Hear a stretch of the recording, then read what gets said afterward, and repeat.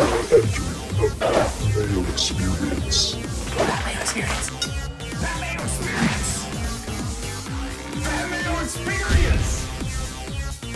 Experience. Welcome to the Pat Mayo Experience, Week 12. Spread picks, game previews, the injury, maybe some free money at the end.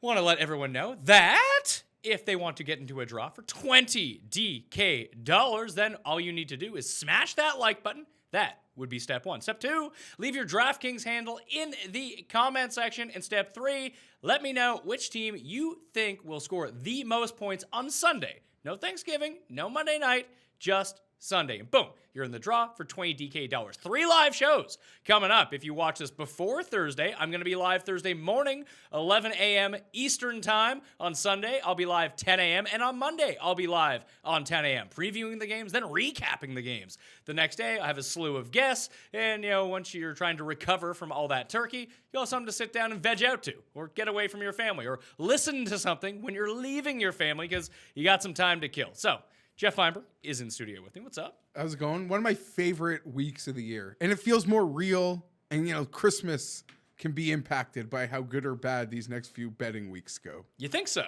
Well, in some ways. Your wife's not getting a great gift if the SUPERLOCKS don't come through? No, she always gets a gift. She doesn't get 8 Hanukkah gifts, though. That's for sure. I guess that's true. But yeah, no, I absolutely love this week. Yeah, I'm a big fan. I wrote an article on Roto Experts ages ago about how much I enjoy being a Canadian on Thursdays. It's fantastic. So people can go Google that. Just Pat Mayo, Roto Experts Thanksgiving. It's unseemly. I don't act like that anymore, but it was fun while I did. It was like during college, just getting boozed up on Thursdays. People skipping. Oh, the best. People skipping exams to go watch football. It was fantastic. Yeah. Not me in particular, but people I know. They didn't graduate. So it didn't really matter. Even in high school, though, it was sort of like a thing, like to buzz off. Yeah. By the afternoon. Completely agree. So I want to bring in the third member of the show. Bad week for the coin last week. So the coin is running out of momentum. Still tied for the overall lead, though. We'll recap all the picks in a second. But the fourth member of the team coming off a pretty accurate week until he wasn't anymore. So maybe his quote-unquote heater is over. It is Tim Andergust. Tim Andergust. That is not my name. I think your heater's over. I would agree with that. What happened? He was talking to you. Oh, because he was only on a heater and things he was talking to you about. Oh. If you just included everything that he was talking about, he was not on a heater. But he had picked like 4 ththings in a row while talking to you. And then I just looking at my Twitter DMs on Sunday, and then all of a sudden unsolicited. Just reaching unsolicited. out. He's like, I'm on the other, 3 provinces over, or however many. So it just started like the Chargers game was going on, and then all of a sudden Tim just enters our group thread. No one's talking. Badgley is automatic, Geoff. Automatic. And then you had to reply, why must you? Then what happened?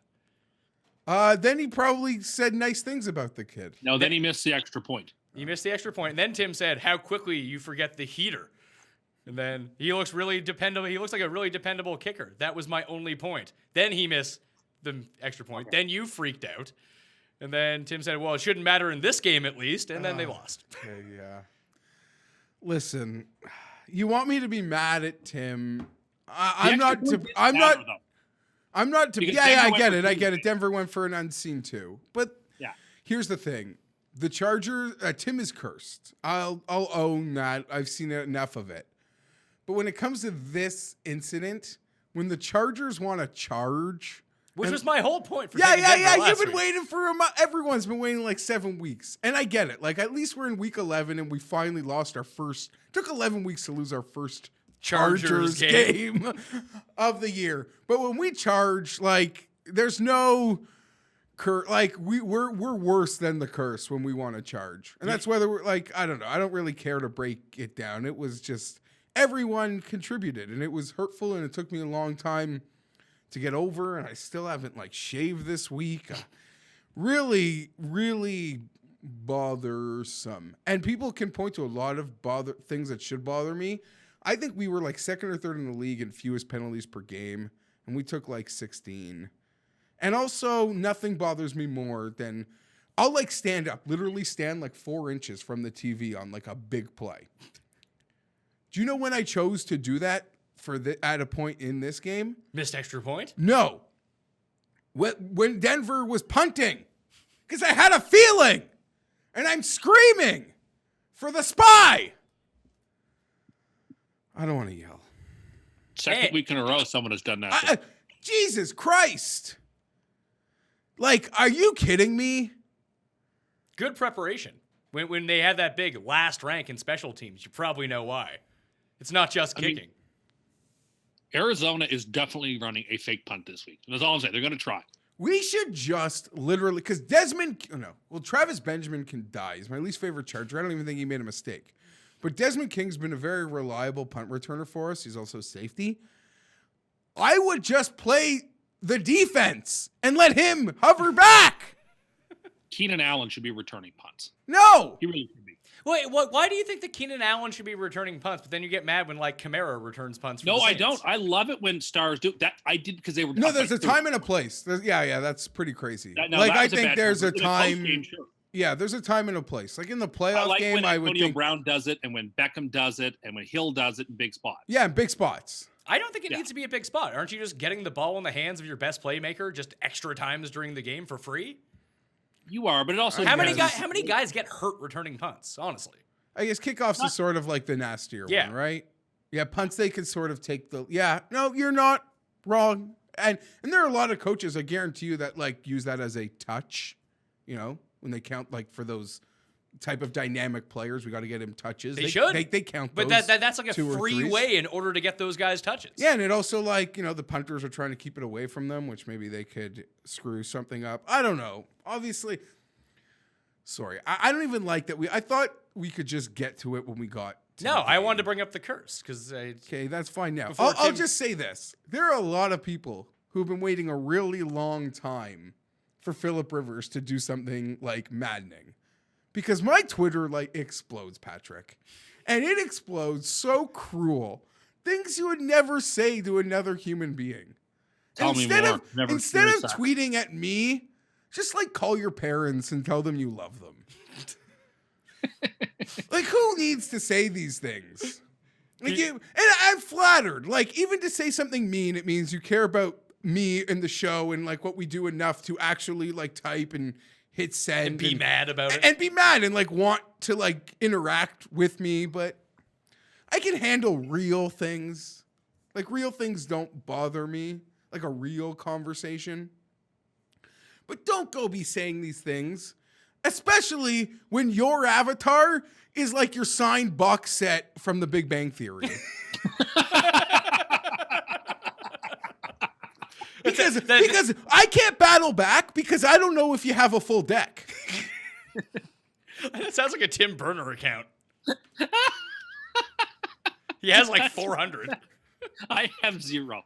So that's sort of where we are. Okay, so But we deserved the heat, and it was everyone's been waiting for it. It happened.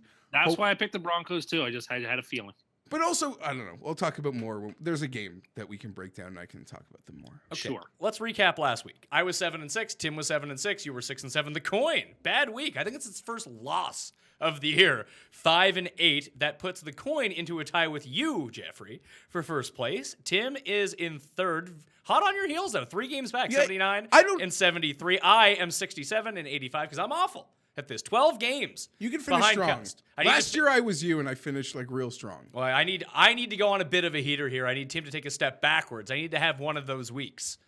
You need a huge. You need. I don't even need like a huge one, but I need like this week there's 15 games. I need to go like 10-5. Tim needs to go 5-10. You need to make a birdie. You need him to make a double bogey. Yeah. And then we're back in sincerity, business. I have a bad feeling about my week. I can't speak to what you're going to do. He's reverse cursing his week before it begins. This has 5-10 potential all over it for me. How about 0-15, 15-0, new leader, me? I'd be feeling that. I'd be feeling a 15-0 week. Never had one of those before. As I was saying wish you the before, best of luck. and I love this week. I mean, you make it all about Thanksgiving. I love it for an even cap off that you despise, which would be the weekend ends with the Grey Cup, which I think is also a great football game. I had to get I mad. hate- I, I had, hate I this- had to I get hate mad at people at the bar, Yeah, always. I mean, I'll just go home and watch Every the year. Sunday nighter this week. But like, people were like, Yeah. there was an Argonauts fan at the bar who was like demanding the Toronto playoff game be put on. I was like, buddy, you need to go the fuck out of here. Go find somewhere else to go be a pathetic fucking loser. I don't like this NFL week. is on. Thursday is Give me a amazing, break. but the amazingness of Thursday robs from Sunday, so I don't like that. Of course, Saturday is the last Irish game of the year, which is a melancholy feeling for me, but also a terrifying one. And They're then, perfect. Yeah, you know, but, then, but yes. Tim goes into like stress sweats over like, oh my God, we're going to lose to Pitt. They well, won't- now it's this week- USC, this week- right? Yeah, it is this week. They won't But just lose. every week. oh, I'm terrified. Notre of Dame Southern just Cal. plays a cavalcade of fucking loser teams. Darnold's alma I'm mater. terrified of USC. Good. I hope USC beats them by 400. USC struggled versus UCLA last week. I think I really like that they both wore away jerseys in that game. It was the blue versus the red. I thought it looked really cool to watch it. What I don't like is that USC needs to win to get to a bowl, and so they're going Okay. to want the game big time. I'm terrified. Yeah, they want it more than Notre Dame wants here's to get to the the playoffs. legit Yes, problem. Tim. Not to turn this into call. USC's best players are never their best players, and that's why they can't Exactly, seem to right. succeed. Their top recruits don't turn out to be top recruits, and I'm kind of loyal to the Trojans, so I wouldn't make me mad if they ruined Tim's playoff. The Trojans need to go back to paying their players. That worked out great. You're not wrong. It was a really sound strategy they had going. You're not wrong. So what we're going to do, actually, super locks from last week, we all lost because we're all terrible. That was Tim dropped to... I lost by more than the rest of you did. That's true. Having the Eagles as your super lock was out of it. I should have waited till Sunday to make my super lock. At least I would have pushed. But I didn't because we had it at 1 on the show, so I lost. Tim's free money teaser dropped to 1-10 for the season. you've That's good. Very good record. I'm impressed. that's -9 Christmases. Well, the one Yes. that he won, I believe, was 2.5 to 1. Okay. We'll give it to him. Yeah, we'll just say it's fair. going well for Tim here. So the one thing that we're not going to do is break down all of the Thanksgiving games. So if you want to get some insight to the spreads of that, check me out on Thursday morning with Meanie, live 11 a.m. Eastern Time, Twitter, Facebook, Periscope, YouTube, DK Live app, doesn't matter where it is. We'll be going game after game because we did it on Thursday, but Trubisky hadn't been ruled out then, so we need to re-up that game. And I've thought about it more. I've done some more research then, so we're going to be live, and if you got any questions, anything like that, tune in then. But I assume most people will watch this on their way home, so I don't want to get too bogged down in it. So I'm going to give you the game. I'm going to give you the total. I'm going to give you the spread. We're going to make our quick picks. Got it? First game. Yeah. Detroit is hosting the Chicago Bears. No Mitch Trubisky. This is now 2.5. Detroit is an underdog at home. The point total is 43.5. I am still taking Chicago in this game. Geoff. I have Detroit. I have real money on Detroit from the pre-line, but Okay. I'll take Detroit here as well. Tim? Love Detroit in this game. Love Detroit in this game. The coin is with me in taking Chicago. Sunday night to Thursday seems unfair. Next game, Washington at Dallas. Dallas is a 7-point favorite at home. 40.5 is the point total. I'm taking Washington in the points. Garrett's never covered Thanksgiving. I'm taking Dallas. This game just has to get ugly. Tim? Washington's the better team, and they're getting 7 points. Give me the Skins. I don't know if Colt McCoy and the Skins are a better team than Dallas is. I'll chuck that out there. I think they can cover the 7, though. The coin also agrees and is picking Washington to cover the 7. Last game, the Thanksgiving primetime game, Atlanta at New Orleans. New Orleans is a 12.5 point favorite at home. The over-under in this game, 59.5. I have trouble picking against New Orleans, to tell you the truth, even with these gigantic spreads, because they're going to go for it on 4th down when they're up by 35 points. So give me New Orleans. Yeah, I'm done stepping in front of the Saints. We'll take the Saints minus 12.5. The coin is selecting Atlanta. One more time, I'm going to step in front of that Saints bus. That line just seems insane. One comment on Thanksgiving as a whole, the games do have like playoff type handles.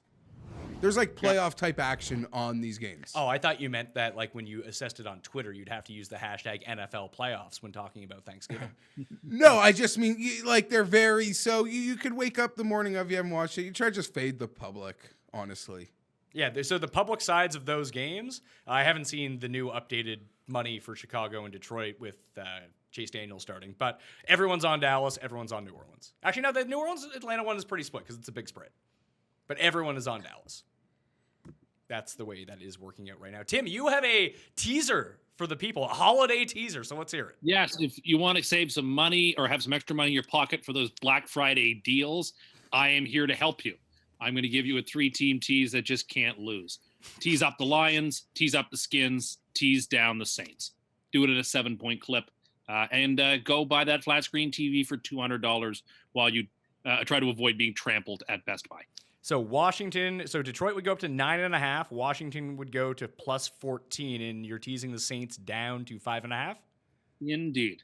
Tim, have you ever bought something on Amazon? No. Yeah, you have. You ordered all that stuff for your office. Okay, I haven't personally. Okay, for myself, I've never actually purchased anything through Amazon. And with the strikes that are going on here in Canada, it has been really bad for Amazon here. And it's going to continue to probably be bad. Like, there's going to be a bad Christmas for online shopping. I would suspect this will be the first year in a long time where online brick shopping. and mortar makes a return. Making a comeback? That mall's And going to be mall- extra crowded, buddy. All the bandwagoners. This year, yes, it's logical to expect that the weekend warriors will be out in mass in the malls. I'm still just going to order my stuff off Amazon and get it like January 3rd. It's not really going to bother me. I'll take the convenience and the hundreds of dollars in savings I would get just by shopping on Amazon. You will. Very few will. They want Christmas gifts in time for Christmas. Oh, well, that's what you get for being greedy. You're these greedy Christmas How dare you people. expect your gift on the day? What a fool. That's very greedy. You can think about I don't even like when I get a card a day late. That bothers me. How greedy Like, are I don't you? like Hold my on a birthday second, is though. the day. I like the card in the mail in my mailbox by that day. See, that's even more egregious when you stand by like standard post, because it's kind of a hard thing. Oh, I don't care if you want to go ahead and use FedEx or UPS. You know, have at her. But No, I do want not my use gift. it. The Pat Mayo Experience is not a sponsor of UPS. In fact, I'm a sponsor of don't use UPS because they're fucking terrible. Okay, FedEx, fair enough. top-notch stuff. Purelator, top-notch stuff. UPS, nut low. The worst. You'll never get your stuff. Ever. And then if it eventually comes in, you'll have to drive 2 hours to go get it because they can't figure out how to deliver. Here is your 14-hour window of when we're going to come deliver your stuff. Not feeling that. Anyone who works can't use UPS. Put it that way. Let's get into the games. Cleveland at Cincinnati. Cincinnati is a 3-point favorite at home. 47.5 is the game total. The Browns coming off a bye and an impressive victory over Atlanta. The last time that we saw them, Cincinnati has like the worst defense in the league now. Although AJ Green may be back, which I really do think is going to help their offense out a lot. Tim, you've been Mr. Bengals all season long. Do they win and cover this game? I mean, the question is, do you believe the Bengals and Browns are equal opponents? Because that's what this line suggests. I don't think that they are. I think the Bengals are better than the Browns. And I think that Green is almost certain to play. And so I'm taking Cincinnati in this game. One more time, we're going to go with, I think the value here is on the Bengals. If you like the Browns, I think you got to bet money line. I don't think there's any value in their spread. This is one of the games where the injury report to me is really important because of Green, because of Burfitt, and Vigil. That being said, I'm confident Green plays, and in the moment of needing to make the pick, I will lay the 3 points with the home team here.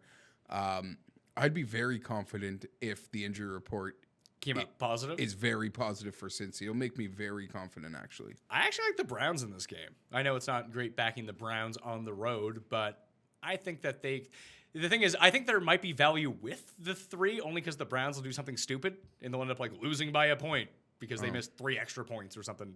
Just moronic like that, or they have a 2 to go for the win and they miss it and they lose by 1. Like they're just one of those teams. So I'm not too concerned. I'll take the +3. It's just maybe if Burfict comes back and the defense is significantly better, but they have been absolutely lit up over the past, month now. And Nick Chubb is running at a high clip, producing big plays. And ever since they've been able to get him going, they can control the clock a little bit more. Baker's improving just a little bit, but it just takes so much pressure off of him that they have a capable running game now that I think they can control this ball on the ground. I think their defense is better than the Bengals. I don't know how great it's going to look if AJ Green is healthy and the Bengals are running at high-octane offense here, but I like Cleveland. I'll take the +3.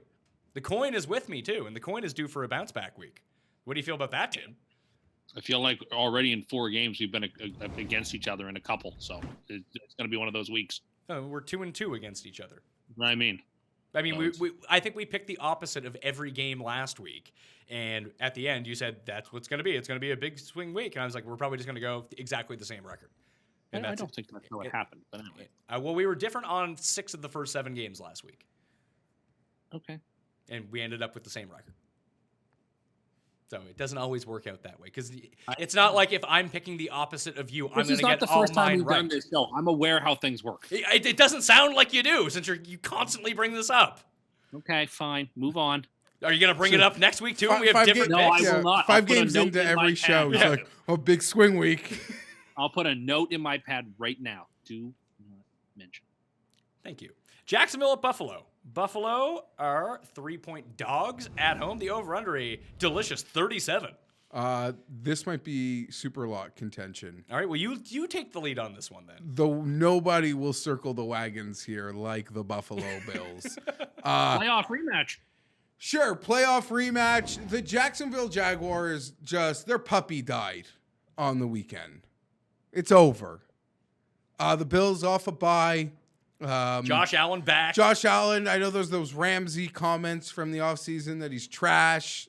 The Bills at home in Thanksgiving weather. It's cold, man. You've been outside. It's cold. Oh, yeah, it is freezing. It is freezing. We essentially do have the exact same weather patterns, like 88%. It's less windy here than it is in Buffalo. Okay, so cold and windy sounds worse. After the death blow that Jacksonville got last week, they were able to cover for all of us. Give me Buffalo. I'm quite confident outright too.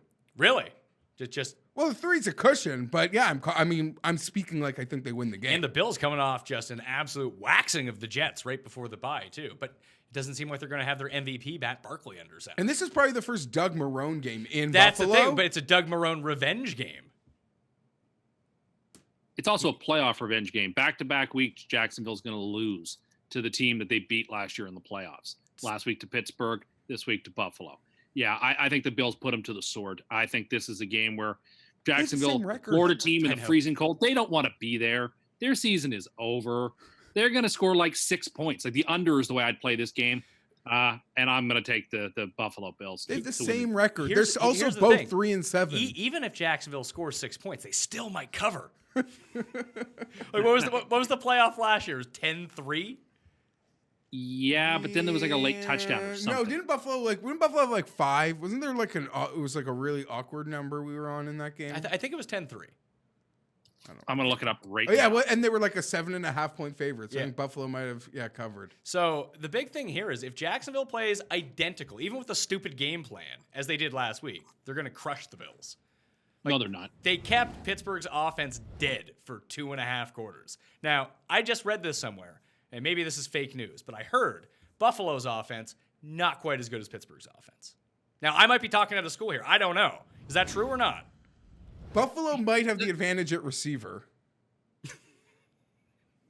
But that was a very good deadpan. Jacksonville has had the Steelers. Now, we talked about this last week. They've had the Steelers number for a while. And they sort of get up for that game. And that game was at home, and Pittsburgh just didn't. My pick's based on amateur psychology. Buffalo's had a bye. They're at home. They're playing in their type of weather. And Jacksonville just doesn't want to be there. Why the name of God in the cold and like 25-degree weather with wind did they want to be playing a game which is just now for pride? Well, here's the fun thing. They have to be there. They're contractually obligated to show up and play this football game. This is not going to be an inspired team. I think, I don't know. This team looks like it could be going for a crash out at like 4-12. Buffalo is frisky. I get that Buffalo might, quote, want it more. But Jacksonville's just No, better. I don't know that they want it more, but I just think that Buffalo they feed off their fans and they'll play well enough. They've won some. If Jacksonville comes with the same defense that they brought last week, where are the Bills going to score? From Blake Bortles? Okay, in fairness, that's how the Bills, outside of that Jets game, have been scoring all year. Teams turn the ball over on their own 10, then they kick field goals. Like, that's their offense. And if Jacksonville just runs the ball 55 times again, I think they're just going to win.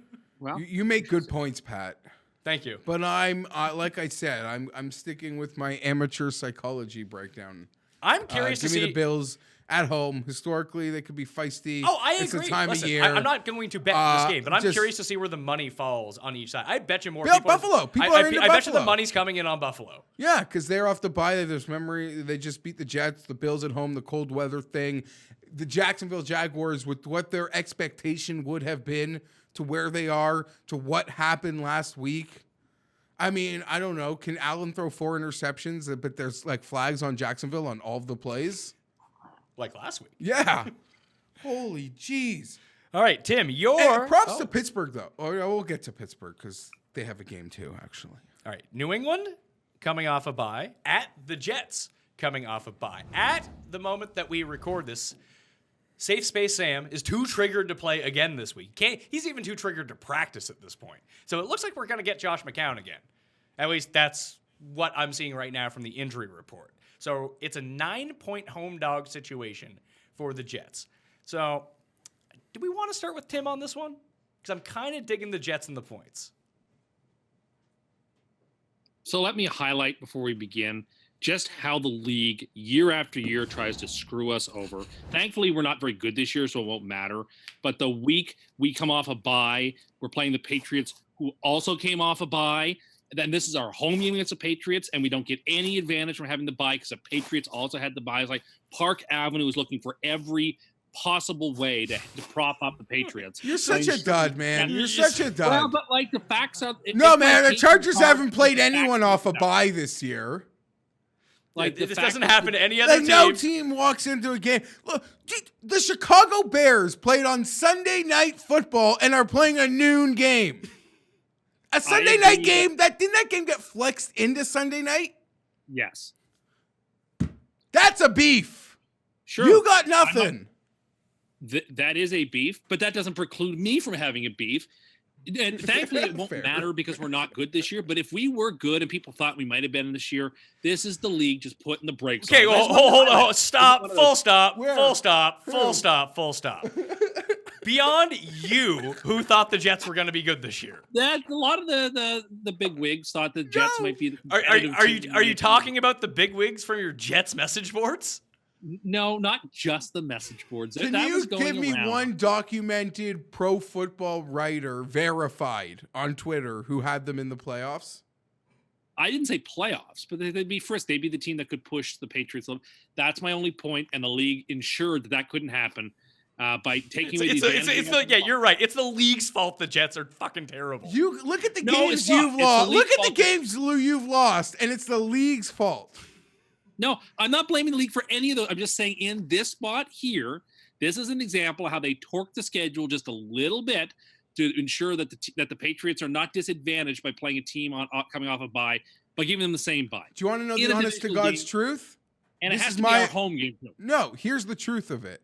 You should thank the league because as a fan of a team that thought as a fan of a team who thought they'd be in the playoffs, /16-0 after week 1. you should absolutely love the fact you were given a week 11 bye. The better the team, the later the bye. I always think if you think you're going to the playoffs, you want as late a bye as possible. In my opinion, like the late bye, but the fact that they gave us the Patriots the week after when they're coming off a bye, so they get to play a road game again. Just all that, it really bothers me, and it's just worth highlighting. It's the little things. It's like how Montreal in hockey always get penalties called to break up the period. It's little stuff like this that's worth noting. How the league gets you. That's all. Do you know what Tim has put me onto, and I've actually really noticed since he brought it to my attention? How much Doug Flutie hates Notre Dame. Well, who doesn't hate Notre Dame? I watched that game for 4 minutes, and he's just even though it's Syracuse getting their ass kicked, he's doing everything he can to just back talk Syracuse penalties and all that stuff. The worst. Let's Sorry. talk about the game. Patriots are going to cover the number. I don't think Sam's there. I don't think we have much of a chance without Sam. Our offensive weapons are still terrible. Robbie Anderson looks like he is not going to play in this game with an ankle injury. There you have it, right? I mean, historically, the Jets have played the Patriots close on this home game year after year, but it's just not going to happen this year. We don't have the tools. The Patriots are coming off a bye, so they're pretty rested. I think they're pretty upset from the way they played against the Titans, and I do not expect after them having laid an egg to not play at top speed against the Jets. I don't know. I just looking at the spot. I think the Jets should be getting more points than they are. I think they should be well over double digits. I think to take the Jets here, I'd have to have like 13 and a half, and you're not going to get it. So I think the Patriots are the play, and they are the first end of a free money teaser. We're going to tease them down all the way to 2.5. So it's a 6.5 point teaser? Yes, indeed. Okay, so a 6.5 point teaser, teasing New England down. I don't think the Jets win this game, but I think they can keep it pretty close. Like, New England's defense is just so bad, and their offensive line is all banged up that I think that McCown can get enough going against this defense that they can at least have a chance to backdoor this game. So the Buffalo Bills beat this team 41-10. Okay, that's great. That is a statement of fact. Thank you, Tim. McCown can't get anything going. I lean with Tim. I think the Patriots win. I think the Patriots cover. And I assure you, any teaser I make this entire weekend, all of them will have the New England Patriots on it. I do think this number gets bigger by the time Sunday comes around. I think this does get into double digits. I'd be surprised if it didn't. So if you do want to bet the Jets, you can wait until then. But I mean, what games have the Patriots not covered this year? Road games. All 3 of their losses on the road. Maybe they're just not all that great away from New England. And this defense is not good. And I mean, that's the big thing between I know Matt Barkley just lit up this defense, and it'd be terrifying to, hey, here's Tom Brady's going to score 60 points. It's in the cards. Whenever you're betting on the Jets, you always have to factor that in. But New England's defense isn't Buffalo's defense. Like, the Jets should be able to get something going offensively against the Patriots here. I think, at least. Like, I don't. So how much better would you say Buffalo's defense is than New England's defense? I would say it's marginally better. I should pull up DVOA to take a look at it. I mean, I would say the Bills have the better defense, no doubt. But, like, the Patriots defense isn't embarrassing. They actually played a couple of really good games this year and a couple of good stretches. I mean, the last time we saw them, they were getting lit by Tennessee. Yeah, okay, but the Titans are a middle-of-the-road playoff caliber AFC team. Yeah, but their offense is nothing special. Patriots, the Patriots are 20. Oh, that's not defense. They're 18th in defense. Okay, I buy that. Or 17th, sorry, in defense. I buy that. And what are the Bills? Buffalo is second. So Buffalo is much better. Yeah, so Buffalo has the top 3 defense in football. They do. And the big thing that the Bills can really do that the Patriots cannot is really attack the quarterback. The Patriots just don't get any pass rush, and that's really what was disrupting the Jets. I mean, that's what happened against the Dolphins. And maybe it's just the Jets' offensive line is so terrible it doesn't matter who they play, that everyone's going to get great pass rush on them. I just think that there's a path for them to cover this number, to cover the 9, whether it's backdoor or just kind of mucking it up a little bit with them. And like Tim, you've said, historically the Jets do well in this game at home. The big thing for me is if the Jets really do want to cover this game, and I know they don't care about covering, they care about winning, but just not being embarrassed, you got to shut down Edelman and you got to shut down James White. Those are the 2 guys that are just classic jet killer guys, the little short routes that you catch, easy catches for 4 yards, and they just break it upfield. Would you agree with that, Tim?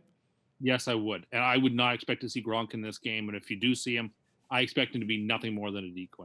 See, I think that would be another thing helping the Jets cover here, not having Gronk. What do you think Gronk being a Jet next year after the Patriots cut him? Oh, God. I think he'll retire. What if he was on the Jets? Would you say he's the best tight end in football? Would he then become better than Tony Gonzalez? There's a lot of talk he will never be better than Tony next year. And the last couple of years have proven that. Like he's a top. He's getting cut. I don't know if he's getting cut, but he may just retire. Taking Antonio Gates out of the situation, I just want to take him out for a second. He can be in it. Gronk's better. No, I mean for best tight end ever, is it Gronk? Tony G was. I think it's Gronk. Oh yeah, Gronk. Gronk was the close. best tight end I ever saw. He wasn't healthy. Won't have the longevity of Tony G and Antonio. He also Gates. blocks. Gronk, which is nice. Gronk was. I've never seen anything like that in my life. He won't play as long. All those records I thought he'd shatter that Gates took from Tony G. I just don't think he'll play long enough to get them. So that's nice. That's it. Gates is nice that Gates is, I think, going to be able to hold that for till another generational tight end comes along, because Gronk won't have the longevity. But Gronk was the best. I never seen anything like it. Never seen anything like it. But in such a short stint, right? He's Bo Jackson and Tony G is Greg Maddux. And I would take the Maddux career over the Bo Jackson career, even though Bo was a more talented player. I would say it's more like Sandy Koufax. And Sure, Koufax versus Maddux, and I would take Maddux. And I swear, See, I don't even think Tony G legitimately brought no value as a tight end. He was a receiver. Oh, you could just call him wide receiver. He's not a tight end. what was Gates then? Basically the same thing. Yeah, Like Gates isn't good. Gronk is a real tight end. Yeah, like, of course. Yeah. He might be a better blocker than he is a receiver. Like, he's so But he- valuable to them on the He missed offensive too many line. games. He just missed too many games. That's all. In the end, that has to matter. I don't think it does, considering how much value he brought on every play. I get what you're saying, and at their absolute peak in one game, sure, you'd take Gronk. But At their if you look absolute at the span of peak with their him careers, and Hernandez running crosses over the middle, never been stopped. So I got the Jets. The coin and you two have New England to cover the Yeah. 9 points. Giants at Eagles. The Giants riding in high. 2 straight wins, Jeff. Been hearing about it all week. Weren't they supposed to have first overall or something? They're unstoppable. You know who they beat? They beat Tampa and San Francisco. They're the best team in football. Well, Hall of Famer Nick Mullins. Yeah. Oh, he's still going to the Hall of Fame. Wait till this week when he plays the Succaneers. They'll be fine. The Eagles lost coming off the bye to Dallas in that primetime game. Then they got waxed by the Saints. But here's the fun thing about the Saints. They wax everybody. It's not really like, yeah, the Philly's not as good as New Orleans. We found that out, thanks. Most of us outside of Tim seem to know that going into the game. This one opened at 4.5. That's when I grabbed it. I grabbed it Sunday night at 4.5 because it just seemed like a really strange number. It's up to 6 now.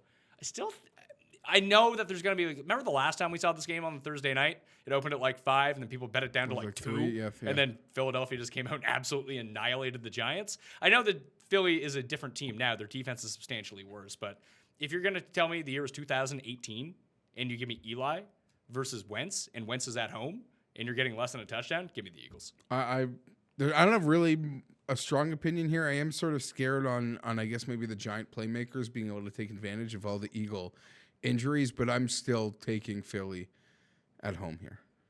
Timothy? In one of Hemingway's books, Death in the Afternoon, he talks about a bull in a bullfight and how the bull was dead. He just didn't know it yet. So it may be said for the Eagles.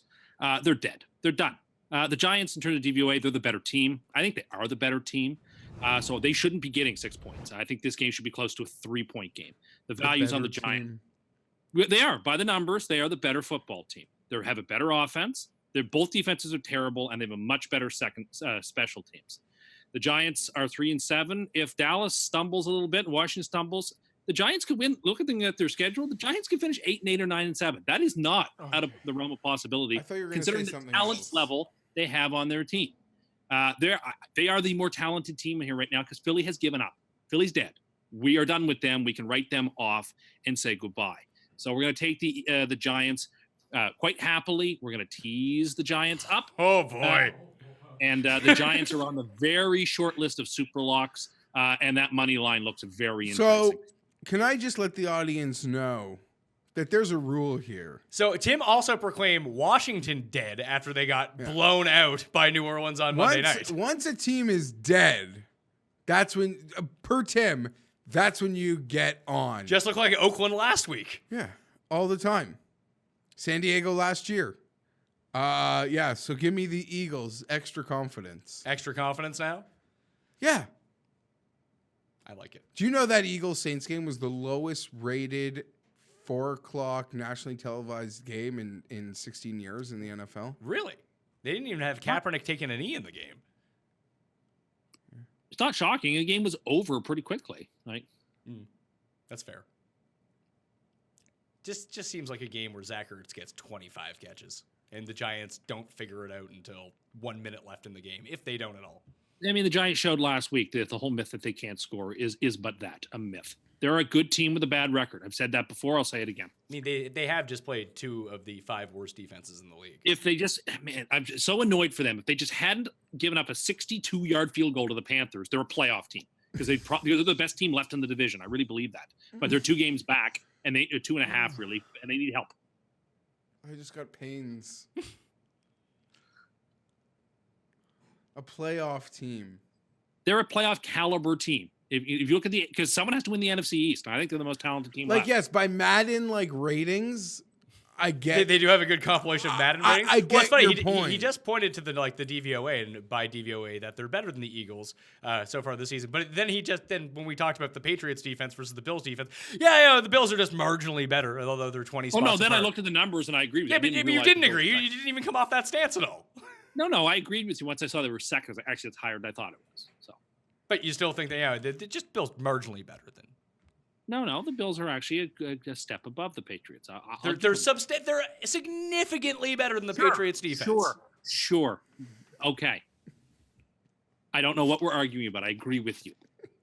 We're arguing about wrong it. about the Eagles. You do this every single year, and longtime fans of the show know this. I'm just talking about if someone's coming in fresh, coming in hot to the PME. I don't know why you would after looking at my record. Maybe they're here to tail you two or the coin. Who knows? But Tim likes to pick and choose his DVOA when he wants to believe it and when he doesn't want to believe it. Yeah. He's very, very big on it. I didn't doubt that the Bills were too. Like when I saw it, I believed it. No, but when you come up with your arguments, you enjoy bringing up DVOA when it works. backs your argument, but then you just don't ever bring it up. It's Another irrelevant. It was big one year, like when the Patriots were number 2 in DVOA, and he's like, "Well, DVOA must be flawed." But yet he would use DVOA as arguments for everything else. Sounds like Tim. It does sound like Tim. That's classic Tim logic. Next game. Big Blue, big win. Oakland at Baltimore. Ugh. I don't like this game. I love this I game. hate this game. This is on the short list of super locks for me. Okay. Ugh. I don't know which side Baltimore. you're leaning. I'm gonna say Baltimore for one reason. If you really do break down their schedule, There are 3 games this week. I want to get this out very quickly. There are 3 games this week, and I've actually parlayed them all together. Just it's a nice narrative way to look at it. Oh, a Pat Parlay? Pat Parlay. Oakland traveling across the country for a 2:00 game. San Francisco traveling across the country for a 2:00 game. Seattle traveling across the country for a 2:00 game. Pick on those spots, man. I can't believe you call them 2:00 games. I'm doing it for Tim's benefit. Good. Thank you. Oh, that way I You understand. don't want to confuse Tim. I don't want to sorry. confuse Tim. I know You're right. you know what I'm talking about. The listeners know what I'm talking about. If I said 1:00, Who was the third team? Seattle, Carolina, San Fran, right? Or Oakland, Seattle. Okay. Yeah. and no, I have the most confidence that Oakland's just going to no show on. Yeah, the road. They just had a win. Here's the thing. Baltimore, if you really do break down their schedule, they did have that rough patch, but they play bad teams and they tend to just beat the crap And they out have of a them. slew of bad There teams was a left. game, like they won by like 40 versus I'm trying to remember. Tennessee, they killed. Yeah, there was the Tennessee game, but I don't even think Tennessee's a bad team. They beat the Broncos by 2 touchdowns, and they annihilated someone at home versus bad teams. They annihilate even at home versus good teams. They look how well they played the Saints. This thing gets really nasty. Gets really nasty. I just don't know what Oakland does against this defense. The only thing that you could talk yourself into Oakland is that if the Ravens run the same offense that they did last week, It can't work basically. again. Was it Navy's offense, which I don't think that they're going to do. I think that was just a way to get on top of. You really think Marvin Lewis and Hugh Jackson were going to put their brains together and adjust at halftime? No. But you think John Gruden can adjust to anything? No, that's sort of the thing. That even if they did that again, it's probably still going to work against And John if Gruden. you heard like Harbaugh's presser, I think it would have been. I heard it today, so I'm going to assume it was yesterday or earlier in the week. Like he's adamant that Lamar Jackson will throw the ball a lot more this. I would think so too. It's a good spot against a bad defense to give them some confidence going too. But I just don't see how Oakland scores. Their best bet to scoring in this game is dump offs to Rocket Richard the entire time. Oakland has struggled against pass catching, or Baltimore's defense has struggled against pass catching running backs. Like Connor had a good game against them through the air. McCaffrey killed them in that game. Not that it should really matter to how you feel about the game, but I want to say at the moment Baltimore does own the 6th playoff seed or the second wild card. I believe the Bengals still retain it. Yeah, because the Bengals have the game on Baltimore.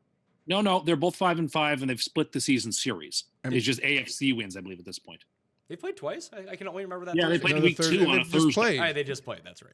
But I mean, They there's played a last 5 week. week. It's funny you remember the game from like.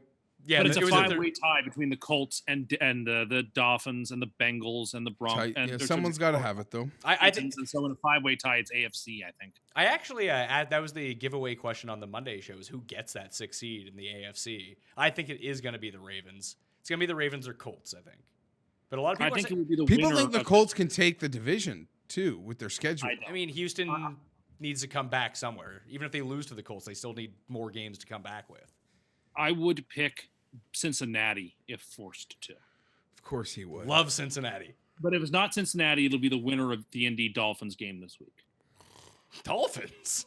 Because the Dolphins have a The super Dolphins are by far the worst team of the group. They do have their schedule is super cushy. They have the Bills twice, for example. those could be losses. I will guarantee. I'll tell you this right now: the Dolphins will not go into Ralph at the Christmas. And Oh yeah, they play. Oh, I mean, remember when we used to lock that in always, Tim? That used to be the super lock of the century. Yes, Bills at home in. They I think they covered that game 5 years in a row, did. and they didn't do it once. That 2 years ago to make the playoffs, they went into the Ralph and won the game. Sure, but I believe they're 1-5 against the spread in the last 6 games in Buffalo in like December. Yes, the Tannehill's back now, and if they can beat stop the presses, Tannehill. And if they can beat the Colts, I think they've got a real shot at it. But I would still pick the Bengals. Of everyone, I think it's the Bengals' spot to lose. Still, they're the best of those teams left. I'll agree with the Ravens. I think the Ravens have besides the Dolphins, I believe the Ravens have the easiest schedule of any of these teams. Although, I mean, Indy's going to play Jacksonville again, and they've already mailed in the year, so go on them. If the Chargers lose Sunday, they'll be in that group. So You need them to keep winning. So I like Baltimore here to cover the 10.5. It's a huge number, but if Baltimore gets to 20, I feel like they cover. Jeff. I think I said Baltimore. Oh, Sorry. Tim.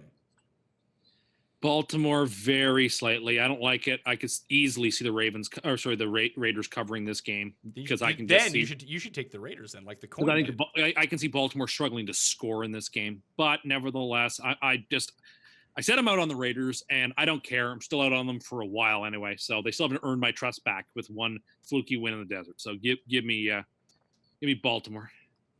Seattle at Carolina. Carolina is a 3.5-point favorite at home. 47.5 is the over/under here. Love this game. This really goes against my swag theory because I think that Russell, like when Cam gets intimidated by opposing quarterbacks, you just look at that opposing quarterback. Apparently Matt Stafford is on the swag list. But if Cam doesn't have more swag than the opposing quarterback or doesn't think that he's better than the opposing quarterback, he tends to lose these games. But I'm just going to go. I like the role that Seattle's on, but this is going to be a very, very.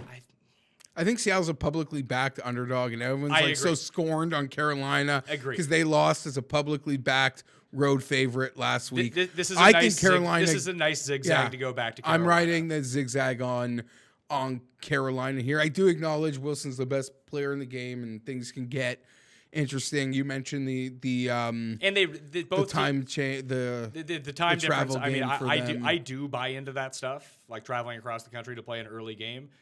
But I like Carolina in this game. I'm picking Carolina -3.5. Seattle's just too popular, and this game's going to cost a lot of people. Extended bye for Seattle, too. Tim? I absolutely adore the Seahawks in this game. The Seahawks are a good team. The Panthers are not a good team. I think that matters. I think the Panthers, again, week after week, when they're challenged, they fall apart. We saw it again last week. They're just not good. They have too many fluky wins. I think they're going to have to grapple to even get into the playoffs. I think there are teams charging, and I don't like the spot that they're in, and I don't like the team that they've got. And neither does Ron Rivera, because he's willing to gamble an entire win on the road against a bad Lions team, on a 2-play. It's indicative of a team that doesn't believe in itself, who has to try to grab the win. That is so not true. That is absolutely false. It was absolutely right, the right call because they ran not by the numbers. Who cares about the numbers? They ran the right play. They had a guy fucking wide open in the end zone and came over through him. But that's like saying it was the right play to buy 100 lottery tickets. No, it's not. That absolutely makes no sense. I mean, for a person who barely understands math to begin with, your use of analytics is really strange. So in this situation, when you're actually on the field and you have a 2-point conversion to win this game, and you think you have the play that will beat that defense, you run that play 100% of the time. And they had the play to beat the defense. The quarterback blew it. Depending on the circumstance. There's no circumstance. You have the play to win the game. You take the shot to win the game. But it doesn't win the game. Well, it wins the game in the sense. Yes, put it this way. It doesn't matter either way. If you kick the extra point, then all of a sudden Detroit has a chance to come down the field and kick a field goal anyway. What's the difference? This way, you're winning, and you make Detroit have to storm down the field.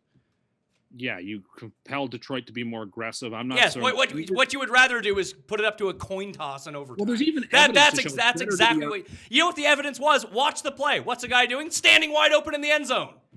You have the play. You take the play. If you have a chance to get up in a game and you can run a play where a guy is wide open, which they did, you take it. Then why didn't they? If that were true, they should have run it on their first touchdown. That they didn't. Tells you all you need to know about the fallaciousness and the factitiousness of that argument. What do you mean? Because a point in the first quarter is worth just when they as got much up as a 6, point in when the they first scored like 5 minutes into the game, they should have gone for the 2-point then. They Why should have not? burned their great 2-point play.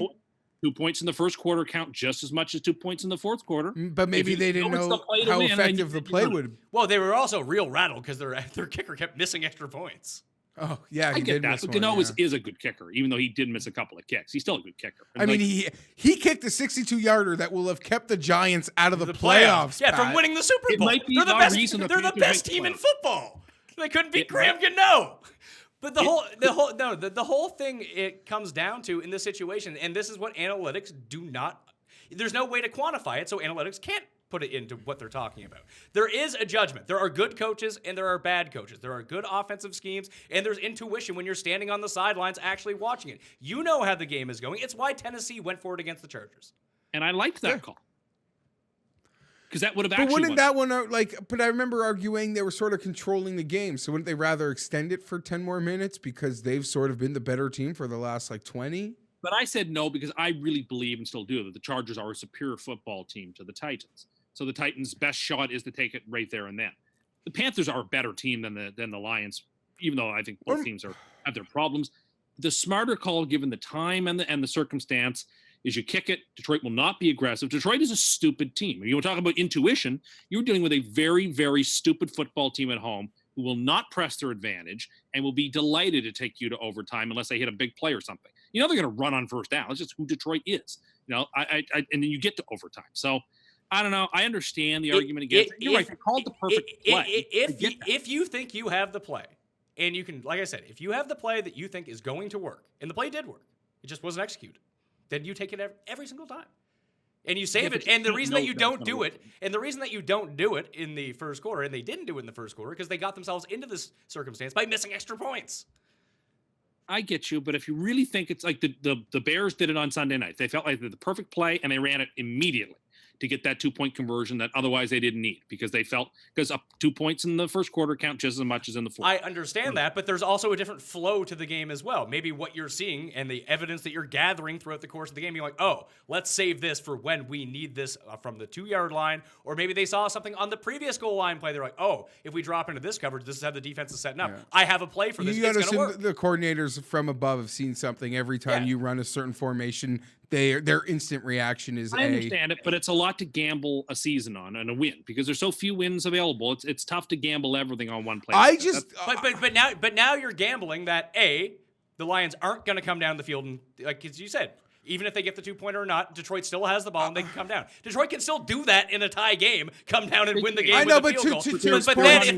But then But they're not going to run the ball. They're not. No, but they have one fewer down to work with because they're not going to go on fourth downs.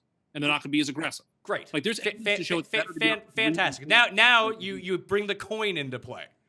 That what if you don't get the ball in overtime? You may never see the ball again.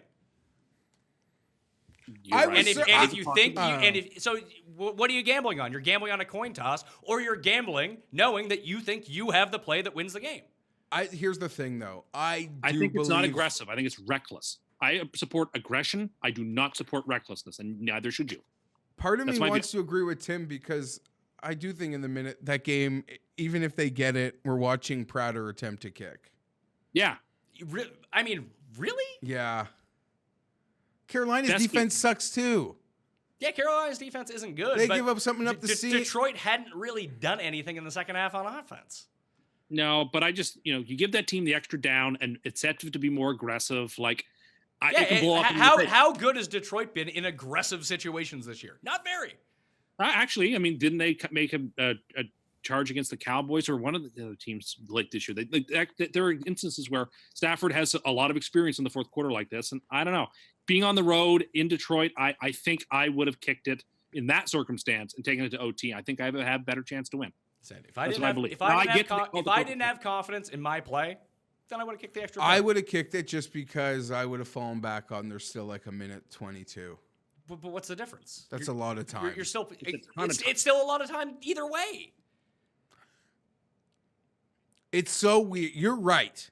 But they it get is one so fewer down. stop. Forgetting the So what you're I mean the basis of this argument is now that you're playing amateur psychologist again. Be like, oh well, their tactics are going to be different. Well, the tactics would be different. But my point being is, and it's crazy, and I know everyone watches at home on Sunday, and you pull your hair out wondering why our offense is so more efficient when they're like trying to hurry up and they're like really playing for something in the final 2 minutes, and they seem to can get everything, can get the 45 yards that would have allowed Prater to hit attempt a 49-yarder or something.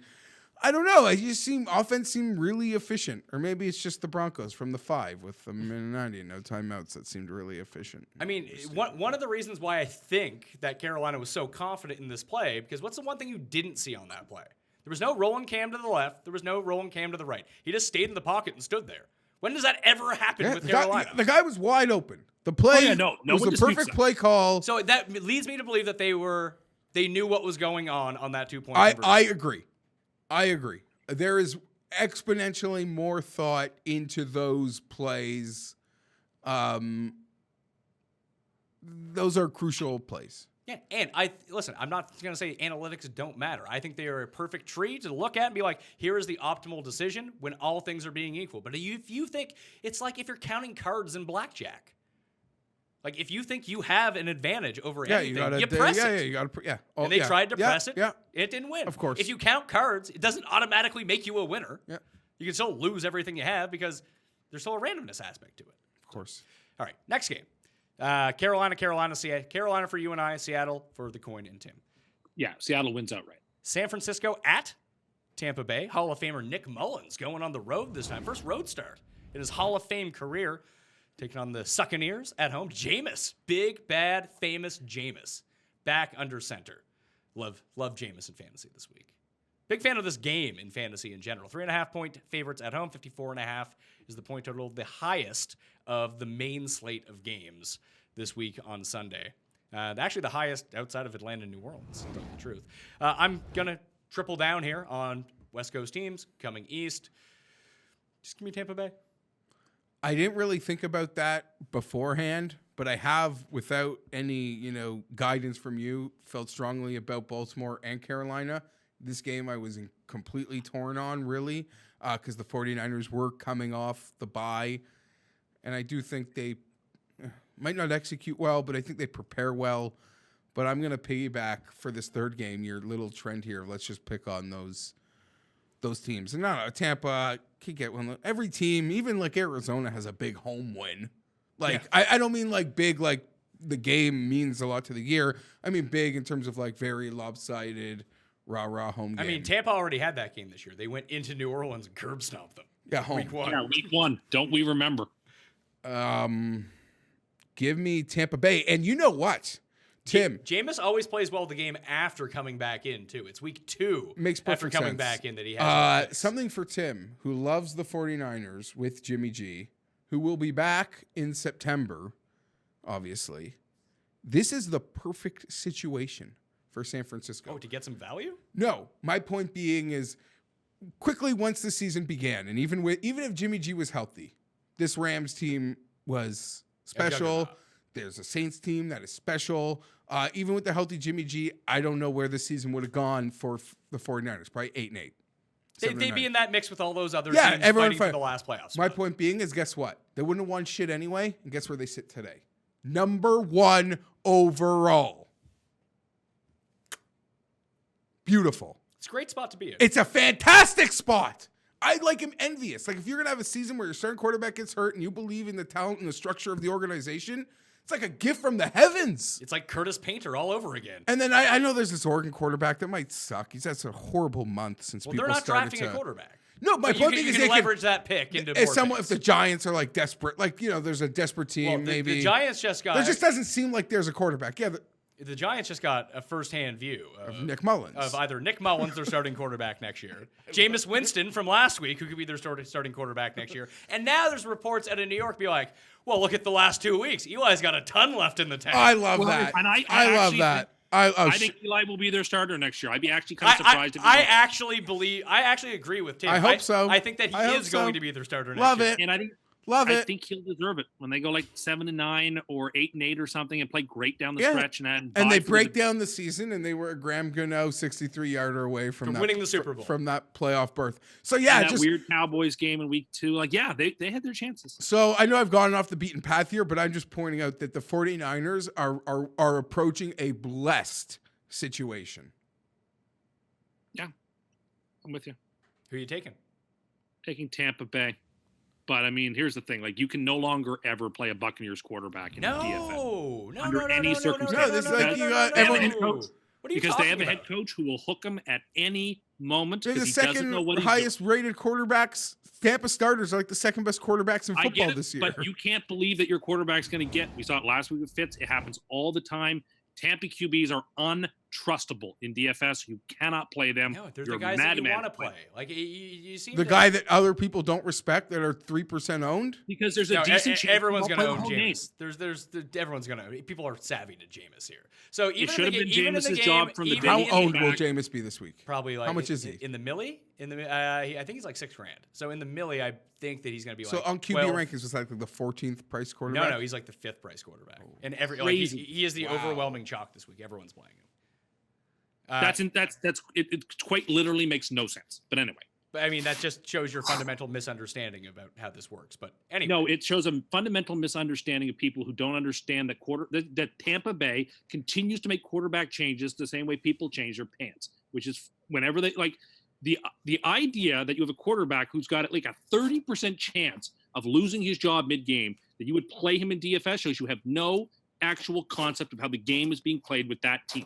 It just, I cannot understand it. The first game out of the switch, though, feels like a safe game. Like when it's tinkering down, it's like, oh my God, he's like when he's 2 picks from being pilled.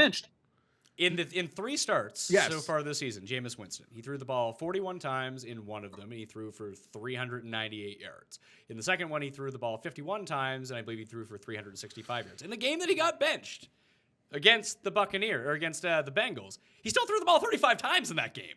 Like, what you're missing here, Tim, is that you're trying to mine volume out of all of your players. The more opportunities your players have, the more potential they have to score fantasy points. Quarterback who's going to get benched has no volume. All right, let's bet on him getting benched then. What sort of odds do you want? You say there's a 30% chance of him getting benched? Yeah, there's like a 1 in 3 chance. Then I will give you plus 333 on the fact. No, I'm not so you don't believe it, is what you're saying. Well, you do not believe it. That's just what odds would you have to get for Jameis to get benched? I don't want to bet that. So you don't think that he's going to get benched? Well, I believe it or not, a person can think something without having to. But why wouldn't you? I'm giving you free money. You give out free money teasers every single week that don't win. If you think this one's gonna win, why wouldn't you take it? Get some of your money back. I'm not going to be bullied, badgered, or pushed. It's because it's a ridiculous fucking point. Yeah, it is the fact on the ground that Tampa Bay changes their quarterback. Was it the 6th quarterback change this year? Is that where we're at now? Like, I'm sorry, anytime you start a Tampa quarter, it was the same with Fitzpatrick last week, and I thought it too. There's a high risk that anytime you play a Tampa QB, more than any other quarterback on any other team, that they're going to get benched. It is a dangerous, dangerous play, and there is a chance that you will get burned by it. So, because there's so many quarterbacks out there. If you play DraftKings under the pretense that, I don't want to get burned, you're going to fucking lose. I'm not going to try to get burned. That's straight up the mentality. You want to play in a tournament on DraftKings and you're scared about getting burned or scared of losing all your money, you will not win. That's a good point. But at quarterback, you have so many options. You just want to hit a single with quarterback. There are places to try to hit home runs. If you just aggression, you're saying like you need to be happy just like getting like median play from your QB. No, you'll lose. That's I think what he said. You will be a loser. Look at all the Millie Maker winning teams this year. Who have it been? It's been like Brock and Trubisky in the games the where crazy they score Trubs, and they just go off and they score like 40 something points. And Jameis is one of those quarterbacks that has the key code to getting to that higher end of quarterback. Okay, You're right. well, His fair floor enough. I is disagree. getting benched at halftime, but his ceiling is helping you win big bucks. And that's what you're playing for. You're not Yes. playing for... Yeah, you're not. Especially in a GPP. Yeah, you're playing to win. In a head-to-head, like, whatever. I still would be Fine. happy playing I'm just with never Jameis. playing a quarterback who's got a good chance to get benched. That's all. That's the way I think about it. Will you Fi- disagree? That's 5 to 1. No, I'm not betting it. You're not going to badger me into it. I don't care. 8 to 1. I don't care if he said 1,000 to 1. I wouldn't take the bet. 1,000 to 1. No, I'm not. Now it's a matter See, of now you're principle. just stupid. Now it's a matter of principle. Well, I wouldn't make it. Yeah, it just doesn't want. That's terrific value. 1,000 to 1 would be a terrific value. You could take that against anyone. Minimum $100 bet. I don't have the money to pay that no. one out. It would break. Can you imagine It would break the bank of Pat Mayo. You'd watch every single backdrop, like every time he drops back with like your heart in your throat. It would make the game very exciting. I don't want to have to watch that game. That's the thing. All right, so we've got to the midway point. We're through the first set of games. Tim, I believe you have a list for us. I do. One of the things that's been flying around the Twitters this week has been commentary about how Thanksgiving is the best holiday of all. And so I thought, well, I have a forum to weigh in. I think the best thing to do here, rather than give just a Thanksgiving-centric list, which, you could do that, but it wouldn't be as creative as giving out to enter into the zeitgeist of people talking about the greatest holidays, is to give a definitive list of the best holidays. So that's what I propose to do. So I when I shot the notes to Tim earlier, I asked him if he had a list, and he said, "Is it Thanksgiving related?" Yes. I was like, "Why don't you just rank the best holidays?" Oh yes, I can do that. Maybe that's better. Yeah. I And like now he's passing off You like. know what? I'm kind of intrigued. But it has been floating around I'm Twitter. So when you intrigued. mentioned it, I was I'm like, intrigued. that makes a lot of sense. I have takes. So Geoff is going to give his list first. Number 1, Purim. Oh, my list.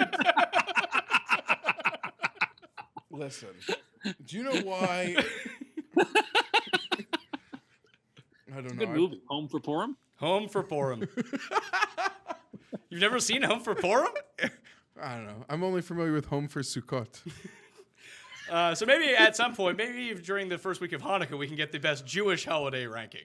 It sucks. Now, do you include Jewish holidays in a best holiday ranking list? Because it's not an official day off for most people. It's just an added day off for Jewish people. Well, that's the thing, and I worked with Gabe and Cam. Most people who watch the show And- would be familiar and me. with. Well, and you, but even before we all worked together, worked with them somewhere else, and they were they brought it over to the other places we worked.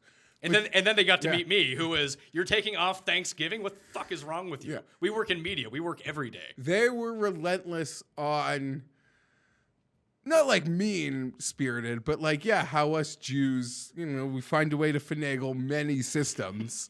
And the holiday system we have down pat, because we get our own holiday offs, which everyone else will still be at work. And then because you guys are the global brand, we also get your holiday offs as well. So we've perfectly orchestrated this plan. Before Paul Shagg stepped in, Adam Rapkowski used to produce the show, and he had it all figured out. I bet. Yeah, everyone knows A-Rap. A-Rap is a good man. So what he would do is, because he didn't have a ton going on, he never went home for like... They didn't have family and stuff in town. So you'd just be in town. So he used to work all the holidays and get like triple pay, and then just take the regular holidays off. Oh. So he had it. So like it would be like we would be. But on you Christmas. don't get triple play to work the Jewish holidays. No, but we'd be on like Christmas. Everyone would be off because Yeah. one or two people needed to be at the office to like run the station. A-Rap would go in and just work 12 hours at like super high pay. Yeah, I'm sure. He had it figured out. Yeah, I don't know. Listen, Jewish holidays got nothing on what you guys have fun. We're boring. There's a lot of fasting. No. There's one of them that's a fast. There's one that's a fast, and then there's one where like you can't have any like leavened bread, which is pretty freaking annoying. Does that mean that you have to have like flatbread? It's like the matzah. It's Passover. Okay. Yeah, but lamb is fantastic, and you get to have that at the Passover. So Tim's Can have lamb jealous of Passover. Any time. Hey, Anyway, you can really have that any day you want. and let's. I'm interested. I'm excited for this list. All right, let's hear it, Tim. best to worst or worst to best? Best to worst, with gaps. Oh, and there are two gaps. So include first, New Year's Day, best day of the year, best holiday of the year. You're off. tons of football. It's a day where you don't have to go out and do anything if you don't want to, because you can recover from the night before, so you can rest. There's tons of great games on. There's no like special parties unless you go to the New Year's Eve levies. If you're that type of person, you get up early in the morning, go to the levies and get free food and free drinks. And those are fun if you're into that. Otherwise, you stay home. You get to watch the Rose Bowl, the Sugar Bowl. There's sometimes there's NFL games on if it's on a Sunday. It's just that there's no obligations on you, and it's a day off of rest. And it's also like the day you can enjoy the holiday season, because it's like the last day. It's like the capstone of the Christmas holidays. And it's like the only real stress-free holiday day because it's all over. Best holiday of the year, no doubt. But you're like, you got to go like back to work after a nice break. That's okay though. But this is the last day. You get to enjoy and relish this last day. You didn't mention the Winter Classic. Tim, the Winter Classic. You forgot that, Yeah. How did that slip my mind? Oops. Number 2. The Winter Classic. Number 2 is Halloween. That's Halloween not even a is holiday. Yes, it is. No, it's not. You celebrate. You don't get a day off for Halloween. Oh, these have to be day off holidays. holidays? Means just day off. It means holiday. Now, I'm not including like the stupid little holidays like, Cat's Day or like. What do you have against Cat's Day? Exactly. Or Tim like, would rather drown cats than celebrate Cat's Day. I love cats. But just I'm saying, I'm not including those. Anyway, so number 2 is Halloween because of all the best candy. And it's the fall, which is the best season. The World Series is taking place over the Halloween weekend now. So that's great. There's parties. It's fun. Halloween is number 2. Okay. Number 3 is Thanksgiving. Again, it's in the fall, the best time of year. Football, food. If you're in the United States, you get the Thursday and the Friday and the Saturday and the Sunday off. So you get the super long weekend. Here, you only get the Monday off, so you get a long weekend. Turkey dinner is great. Football is great. It's a great time of year. It's, there are obligations on you, but I guess one of the nice things about it for some people is that for people who aren't religious, anyway, it's not a religious holiday for them. So it's just a family holiday where you celebrate the good things that you've been given. So that's great. Number 4 is Mother's Day. Mother's Day is a great holiday. Chance for you to say thank you to your mother if you can, and maybe take her out to dinner or buy her flowers. I have a question. What if you don't like your mother? Well, I mean, sure, but then you get crappy Players Championship instead of Father's Day. Well, that won't be the case anymore. Now you'll get the PGA Championship. Still prefer the U.S. Open. Sure, and Father's Day is coming on the list. So those to me, that's the top cut. Those are the top 4 holidays. How, as someone that doesn't get to experience it, where's Christmas? Like Christmas and things. I mean, yeah, Christmas is just the best. No, it isn't. Jews, it's a real thing for Jews that like envy Christmas. I get that, and we're going to come on to it because after the gap is Easter. Easter is again great. Easter's better than Christmas? Easter, you get 2 days off. You get the Good Friday off, and if in some places, then we get Easter Monday off as well. Ham is better than turkey. Ham is a great meal. Monday. So a ham dinner is fantastic. Imagine getting Easter Monday off. Come on. Anyway, places ham dinner where you is work. great. In the most unproductive places on earth. You get scalloped potatoes. It's also, as a rule, the Final Four is wrapping up around then. Sometimes the Masters is taking place through Easter quite a bit. So there's a lot to recommend Easter. It's spring. It's a nice time of year. I thoroughly enjoy it. Then it's Christmas. Listen, the problem with Christmas and why we've got it ranked so low is that now we start the season in mid-November, and it just drags on until the end of December. I when I was younger, I don't remember Christmas really getting into gear until like into December. Now it's definitely starting. Some places the 1st of November, other places after what we have is Remembrance Day here. It depends on where, but anyway, Christmas season just drags on too long. There's a ton of obligations, the shopping, the various family events you have to go to. It's a rushed season. I mean, it's a great time of year. Get to see people who come home or people from away. There's lots that recommend Christmas, and I get it. The food is great. The celebrations are great. But it's just so long, and it's exhausting. A lot of people by Christmas Eve are just tired out. And so like that has to matter in a ranking of lists. All right, is there any other? You have another gap? Oh, I have several more holidays, but no, a gap is coming in. Okay, just fire through these. Independence Day / Canada Day. It's in the summer, which is a terrible time of year, but it's a day off. You get to celebrate your country, so great. Labor Day, again, you get like the formal end of summer. You get the day off. It's relaxing. That's great. Father's Day, like Mother's Day, you can say thank you to your father and spend time if you're able to. Plus, the U.S. Open is on, great time of year. And then I have Valentine's Day. Again, there's a lot to recommend Valentine's Day. There's good food too. So then there's a gap. Then there's the 4 worst holidays. You can put them in any order you want, but I'm going to put them in this order. 4th worst, St. Patrick's Day. So dumb. Million people pretending that they're Irish who aren't Irish, who drink, make noise, cause trouble. Don't like it. You mean Banned. have fun? People are out having fun, and that just bothers you. That is not fun. It's really that just is young rowdiness. people, right? Yeah, or just people who Yeah, want to get but it's loaded at noon rowdy. on a Thursday, or It's whatever day it rowdy, falls on. and I don't care for it. Something you celebrate in college. Yeah, well- St. Patrick's Day is fun. No, it isn't. Not for Tim, because people bully him when they get a few drinks into them. April Fool's Day, stupid. Someone got pranked a lot. Actually, for it to even make the list. Go ahead. No, I mean the Second- fact that April Fool's makes the list, like it's I would. It's dumb, and I don't like it, and maybe I have been pranked. that's in the like past. Cat's Day. Like it's not a real thing. What is the worst prank someone has done to you on April Fool's, Tim? I'm going to postpone that question. No. Answer the question. We need a reason for it to just to A, be on this list in general, but B, to be this low.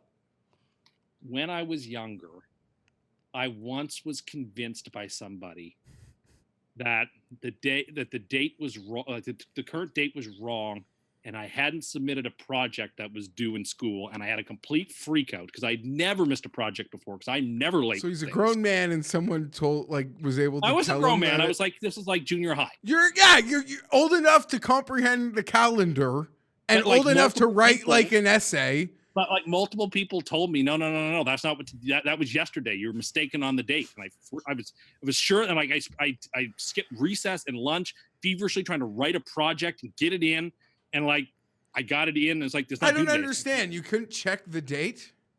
I didn't have a cell phone back in those days. I didn't know what. There's no way for me to check the date. later Even on. like at school, didn't the teacher write the date in like the top right hand corner of the chalkboard? No, I don't remember. No, and like everyone, like multiple people kept telling me that the day was it's the 2nd of April. You missed it, and I like freaked out about it, and like had to like write this project and like throw it together, and I was very unhappy. And I submitted it, and I was told, "Oh no, anyway." It's an awful day. Lots of people get pranked.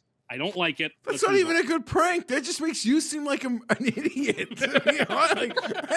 like, is that a good prank? Or like, who could fall for that? Well, you want to hear? okay. Here's a better April Fool's Day. Also, prank. like- we have a friend who's deadly afraid of clowns, so we bought a clown costume for one of our friends and hid him in the trunk of my car. And That's asked good. my other friend to go get it out, and he almost had a heart attack. Yeah, see, that's a good Yeah, prank. see, that's a prank. Tim's is like, firstly, this guy is so.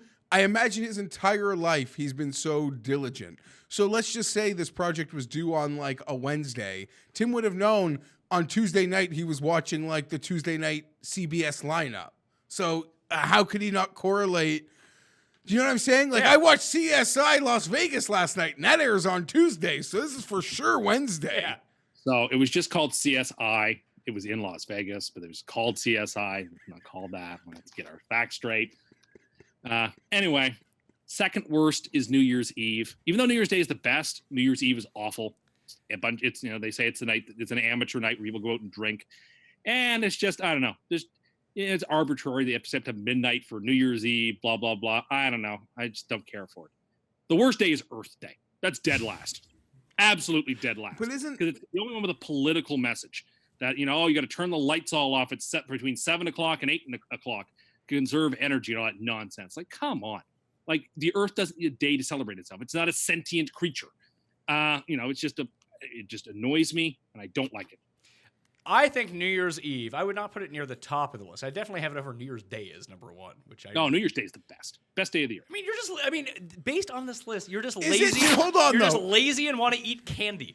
There's That's a what big, this list there's tells a big me. contradiction here, and I'm But- getting handsy. but New is Year's- that how could New Year's Day be New Year's Day being number 1 is de facto because you had such a great time on New Year's Eve and you just get to lounge all day watching sports, doing nothing, right? I don't want to make the case that New Year's Eve is great because it's not, but it's great. overrated. It's great once every 4 years. That's about the ratio to great New Year's Eve Yeah, versus sure. New Year's Eve. But my point being is, how could New Year's Day be number 1 if you had Yeah, if you had didn't really such do a terrible time, Like the if night you went to before. bed at 10:45 on New Year's Eve, like what? Who cares about New Well, Year's it's the day that Tim can hang out with everyone else when they feel like being just as lazy as him, because they're all hungover and Tim is just all gung ho to watch some bowl games. Yeah, New Year's Day is lazy. Like you gotta just be home watching. bowl games. Agreed, but I mean, why does that make it any different than like a Saturday? Because it's all the best games and everybody's off, and like I don't know, I just really enjoyed the day. And I said it's like the capstone of the holidays. I also You get to- think you lose like adding like even. I mean, your case for April Fool's is weird, but April Fool's Day and like Earth Day. Aren't even real things. Yeah, that's like your cat day. Like when I like the Twitter's like it's like grilled cheese day or like some national like pancake day or something. well, that's an weird actual day. like that. Yeah, how come That's how come Ash Wednesday didn't make this list? Well, it's not a holiday. In the same way, I didn't include Memorial Day or Remembrance Day because those aren't holidays. And Those like are you're days such to a commemorate the day. versed man of the people. Like there's no Like, I don't know, like there's no Easter is the absolute nut low. By the way, I don't agree. Easter sucks. As someone who grew up Catholic and had to be dragged to the fucking church for sprinkling water on you, it's like 3 hours long. Go fuck yourself.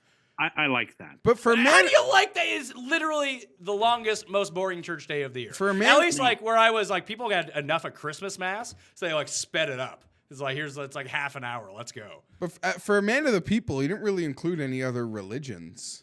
Yeah, of course not. I didn't really there's only include one any religion, religion. too. I didn't include any specific religion, just You- public holidays. You include have religion. Easter, That's a public holiday. That's why. Christmas. That's a public holiday. But these are religious holidays. But they're also public government holidays. Like, Well, if you then, did- then like, you have to include Memorial Day. And That's why I didn't Veterans include Day. like Ash Wednesday or Shrove Tuesday. Well, no, Memorial Day and Remembrance Day are not holidays. They are. You get They're them off. dates of commemoration where we remember We the don't get dead. Remembrance Not a day to Day off. celebrate.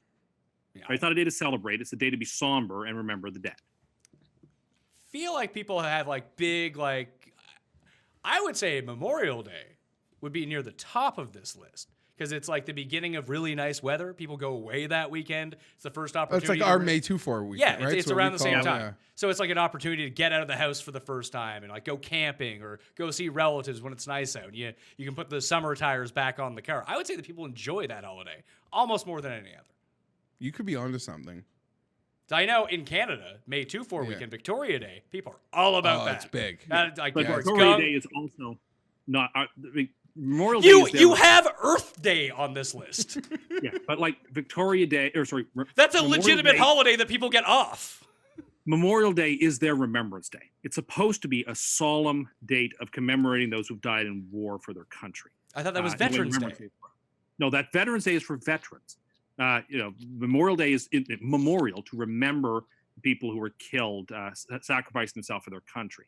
That's why I don't see it as a celebration. I see it as a somber commemoration for those who've died.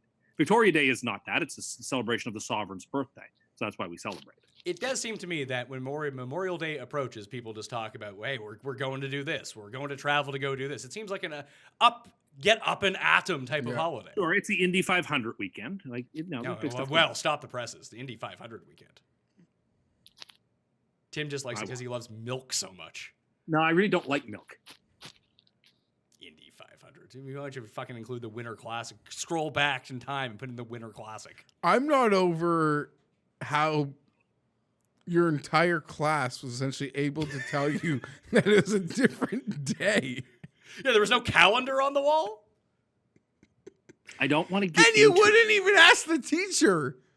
I just panicked. So you just okay? like ran off like miss lunch, miss recess, and just went to the Yeah, I library didn't- writing like an essay. It was like, now I think of it, it's probably like grade 3 or grade 4. Like, I mean, it was in elementary school. Oh, now he's backing it up. Well, I just to try to save some face. Yeah, it just seemed a little egregious for anyone like. I just remember it, and I just don't remember it fondly. And like, I've seen other people pull. I just think it's dumb and juvenile. Like I don't like it. I sat on a tack on April Fool's Day in like grade school. That hurt. That's violent. Yeah. It is. See, what would you put at number 1 on this list, Jeff? Christmas. Yeah, I think I would have Christmas. But at I number have 1, like too. Christmas envy. I just like Christmas time. You get a couple days off. No, like everything that he's But talked also, about like, with he's New like- Year's Day. But also like his that's thing of Christmas and how like extends out. Like, yeah, I even as a non-Christmas person, that's annoying. But I would just sort of like, to me, it's like the 18th to like the 25th, like Christmas. Yeah. I'm not like it's like a thinking- week. Yeah. But people aren't like, they're working like quarter days. You know, he's talking about like, commercials that Yeah. started like on TV or a pamphlet he got in the Or mail. the Starbucks stuff that I see everywhere. Yeah. Or all the, So balls all the decorated- stuff that triggers Tim. It's just Except for the Juniper it's an extra triggered time of the year. Except for those new juniper lattes for Christmas. Those are fantastic. And I would say New Year's Eve probably better than Halloween. Halloween parties are kind of a hassle. No, New Year's Eve crushes Halloween in terms That's what I'm of saying. getting crunked. No, sorry, I'm pro Halloween. Oh, like in terms of the best party night, to me, Halloween's the Really, you prefer Halloween, even at our age. a more fun. Yeah, I would say Thank when I you. was 20, Halloween was far more fun. Now it's not. New so Year's much Eve fun. like sucks. It's like 1 in 4. is Yeah, about 1 in right. 4. But like, how many great Halloween parties do you go to? I just me and like my group of friends. That is sort of like, everyone's sort of around because people are away for the holidays or out of town. That's sort of like the one like real. For Halloween? Yeah. People are back at Halloween? No, I mean, and New Year's Eve, Yeah, like a everyone's lot of. back. No, I have a lot of friends that are still away. Better Or a lot of people are still away. Halloween, everyone's sort of get crunked that weekend. It's a good time. All right. Let's get back to the games. Arizona at Geoff, your Los Angeles Chargers. 12-point favorites.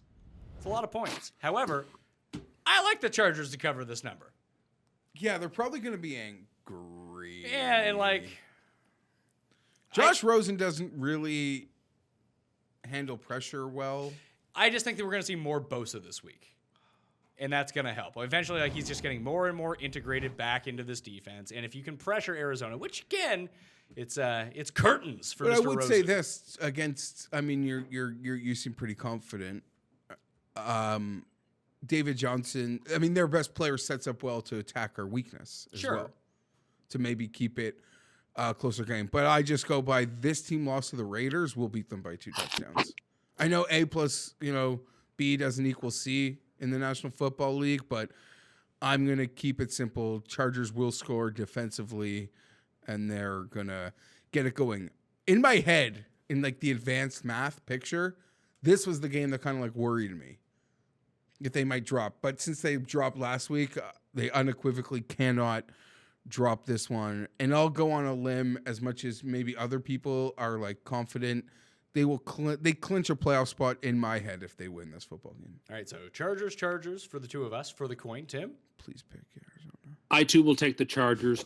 I'm worried that it's a We're not look-ahead covering. spot. We're not covering. I'm worried that it's a look-ahead spot to the Steelers. Yeah, big next game. week. Big game. Yeah. Football. Big game. But Jeff's right. The fact that they lost to Denver might be the wake-up call they need. And because the Chargers are a teaser machine, we're going to tease them down. Tease them down Like guys are angry. Like I don't know if you saw like Keenan Allen on like Monday. He was angry. I love Keenan Allen. They're like they this week suck. in fantasy. He was talking about Denver. Like we gave him a game. They suck. So what would it be? 5 and a hook. 5.5? Yeah. Plus 5. And I forgot to mention earlier, we Minus skipped over, 5. the Seahawks were also a part of that team. Pat, We it's skipped minus 5 Chargers. Minus 5, yes, that's right. Minus 5.5. And the Seahawks are a part of the tease. So what'd you get them Seahawks at? are plus 9.5. Plus 9.5. Oh no, sorry, it's 3.5. So they're plus 10. Sorry, Plus 3.5. 10. All right, so plus 10. Okay. Miami at Indy. Oh, go ahead. I just want to say I feel really silly because 2 times this year. I mean, I've picked the Chargers every week because I can't verbally not. But the 2 times this year, I actually think I said I don't think they cover. They haven't covered. And that was the Tennessee game and the Denver game. And I do strongly believe they do cover this game for Arizona. Miami at Indianapolis. It's funny. This is 7.5. The over-under is 51. Tannehill's going to be back for the Dolphins in this game. And this is exactly the situation, almost the inverse of what we talked about on last week's show. So the reason, I think all of us picked Indy last week against Tennessee. Even the coin was in on Indianapolis in that game too. It seemed like a lot of disrespect for the Colts, only because Tennessee was coming off beating the Patriots. That was it. Yeah. Yeah, and Tennessee had a run of being spread underrated, and that one And Patriot it game switched. flipped them on an instant to being spread overrated. And yeah, Agreed. Not that I think Miami is any good. I don't think any of us saw Indy winning like that. Though. No. I thought it was No. going to be a close No. game. But is Indy 7.5 points better than Miami? I like Miami off the bye. It just seems like Yeah. a lot of points. Miami's been such a scrappy team this year. I mean, I get the one thing that's amazing about the Colts, Pat, is those points per game totals are just outstanding.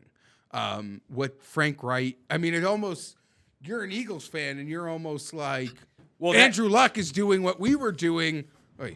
What we were doing last year, essentially, is that you're seeing a lot of that excitement out of this Colts offense. Well, do we think that's the problem with the Eagles? I'm a big Frank Reich fan. He led the Chargers to the playoffs as Mike McCoy's offensive coordinator. I thought he should have gotten the Bills job. I remember like banging the drum for him really wanting the Bills job. He only got the Colts job because McDaniels sort of did the 180. I'm not smart enough to answer that, but this is a lot of points. Give me Miami off the bye. And Tim, you're with Miami as well? I am indeed. I think the Dolphins have every chance to win. I'm not going to pick them to win, but I am going to pick them to cover. The coin likes Miami as well. The thing with Indy is when they win these games, big, they keep winning huge, by big numbers. Huge. I know. He'll be back helps though. Who are they? The Saints? So if Indy gets up in this game, let's say they get up 10-0, 14-0. That's bad. Well, like does Miami have the horses to come back? No. Like Tim loves Tannehill, but Tannehill's and I don't even trust. I'll be honest. I'm expecting this to be a very close game throughout. I have zero confidence Miami would like get a back door.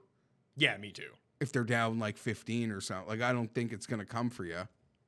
The one thing Indy has been doing more often, at least since Marlon Mack has been healthy, is they've been running the ball a lot more. Their center's out. Their center is out. He's apparently really good. Yeah, Kelly. Yeah. John Kelly, Ryan Kelly. He's out multiple weeks. So maybe that impacts him a little bit. Like it seems like what's Miami going to do on defense here? Anything? Stop the run. They held Green Bay to a lot of field goals at Lambeau a couple weeks. I mean, they kind of. But they didn't even cover that game. And Green Bay is terrible. Yeah, Green Bay is. We'll talk. Yeah. So I'm going to take Indy. I think Indy just keeps this run going against Miami. It's time to get rid of Miami from this playoff conversation because they're truly terrible. They are, but I've said all year that they kind of have a lot of. They remind me of Buffalo. They are the fluke team of this year. I think their interception numbers, their turnover numbers, they've done so much with like kick returns and just they've been very weird. But their roster to me is exponentially worse than all those other 5-5 teams. Agree. I will die on that hill. Next game, Pittsburgh at Denver. Denver is a 3-point favorite at home. The over-under is 47 in this game. That's a hard one for me. I'm taking Denver. Denver's not bad. Not bad. No. And they got a pulse. And they're one game off of that 5-5 party, aren't they? Yep. I mean, I picked them to make the playoffs. Pat picked them to win the division. We both believe in this Broncos team. Yeah, I'm wrong on them winning the division, by the way. I retract that. I'm going to retract that statement. Can I say something? Yeah. Here's the thing. The advance line on this game did a big jump in favor of the Broncos, and are we giving the Broncos too much mental credit for the Chargers just charging, taking an insane amount of penalties, doing stupid clock management, stupid special teams? That being said, Pittsburgh is so... I felt so smart watching Pittsburgh play that first half because we sort of called. We all love Jacksonville, and they covered. Yeah, so they covered. Fine. So we're right, but sort of how like they had that, as I always joke, that like Rory McIlroy 61 on against the Panthers on Thursday, and it's just so set up for them to shoot their 80 versus Jacksonville. And I guess would they shoot a 45 on the front nine and a 29 on the back? Yeah, on the back for the win. The problem is the field goal. Like if we get a B Steelers effort here, they'll still cover. They'll cover the 3. Yeah. See, I don't agree. We saw this team play a much better, at least a better team in Kansas City, super tight twice this year. Then beat the Chargers, played the Rams super close. I mean, the Broncos have played all the best teams. Yeah, but do you know what the substantial difference is between Pittsburgh and those two teams? Well, hold defense. On. To Tim's point, though. Pittsburgh has a defense. To Tim's point, and I feel like I made this case when even still talking up the Chargers last week, was that you look at Denver's you look at their schedule with the scores. There's not many games that they've lost by. I think one game they've lost by more than a touchdown. But now it's only 3. And that was to the Jets. Yeah, the Jets killed them. Crazy, right? Yeah. But that was off. We talked last week. That was off what I believe was the Monday night game where they put everything on there. The table. So yeah, the way that I wish Pittsburgh. There's line value on Pittsburgh based on overreacting to last week. There is, and I would play Broncos money line before I took the points. because I think the Broncos have every chance to win the game. I'm going to take the Broncos +3, but I think you're taking that to push. I don't see how you win that bet at 3. I think it's like betting it's like calling for half the pot. Tim, when you broke down the Chargers game, you had mentioned the look ahead. Is it because Pittsburgh plays in big games? So, like, what's another Sunday nighter? It's not really a look ahead. Well, the Chargers, we haven't been on a night game all year. We haven't beaten a team of, for me, I think Seattle and Tennessee. So it's a bigger look ahead potential for the Chargers than it is for a team that often finds itself playing a week before a big primetime game, because Pittsburgh plays I would say yes to that. Five and I would times say or something. I would say yes to that. I would say it's the second long road trip for the Steelers in as many weeks, and playing at altitude is a big deal. And so, you've got a pretty tight Steelers team going into altitude after being on the other side of the continent last week, away from home base. A lot of things. I think this is a spot game for the Broncos, if there ever were one. I just think that Pittsburgh played so poorly last week, they generally don't play shitty 2 weeks in a row. The offense tends to just come back and click. But they're also like Pittsburgh, so because they won, does that like sort of... No, they played poorly last week. And the one thing, like, the difference between the Broncos this year and Broncos in other years is the pass rush is still really good. And they'll be able to get to Ben, and maybe they force him into those mistakes that we saw last week. But what they're going to be able to do here is, like, Chris Harris isn't going to the outside. What are they to be like, oh, here, go shut down Antonio Brown, who's a guy on outside? No, that's not going to happen. They don't have to leave anymore. So they need the pass rush to generate turnovers in order to win this game. But you can run against the Broncos too. So you can just hand the ball off to James Conner 25 times. That's going to work. And Pittsburgh's defense is good. And they have an excellent pass rush. In fact, they have the best adjusted sack rate of any defensive line in the league. They're going to rattle Case Keenum. So I like Pittsburgh -3. I will say this. You have to bet Pittsburgh if you did two things. One, bet Jacksonville last week because you weren't surprised that Pittsburgh didn't play well, because you sort of might have seen that coming. And two, play Denver last week because you just sort of saw the spot. And now we did both of those things. You did both of those things. And I think Tim did also. And now you're getting what's probably 2.5 points of free value, I think, on this game because Pittsburgh played bad and because I don't know how good Denver played. There was a point in that game, Pat, I think we were into the second quarter. They had like 40 yards on 12 plays, and then they ran a fake punt and the Lindsey run, and that was more yards than they had in like the whole game because the Chargers.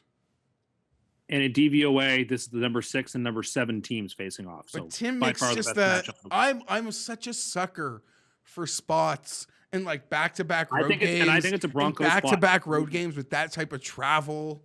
I'm a sucker for that shit. Jeez. You could just say road Ben and take a good pass rush. I mean, that makes sense to me.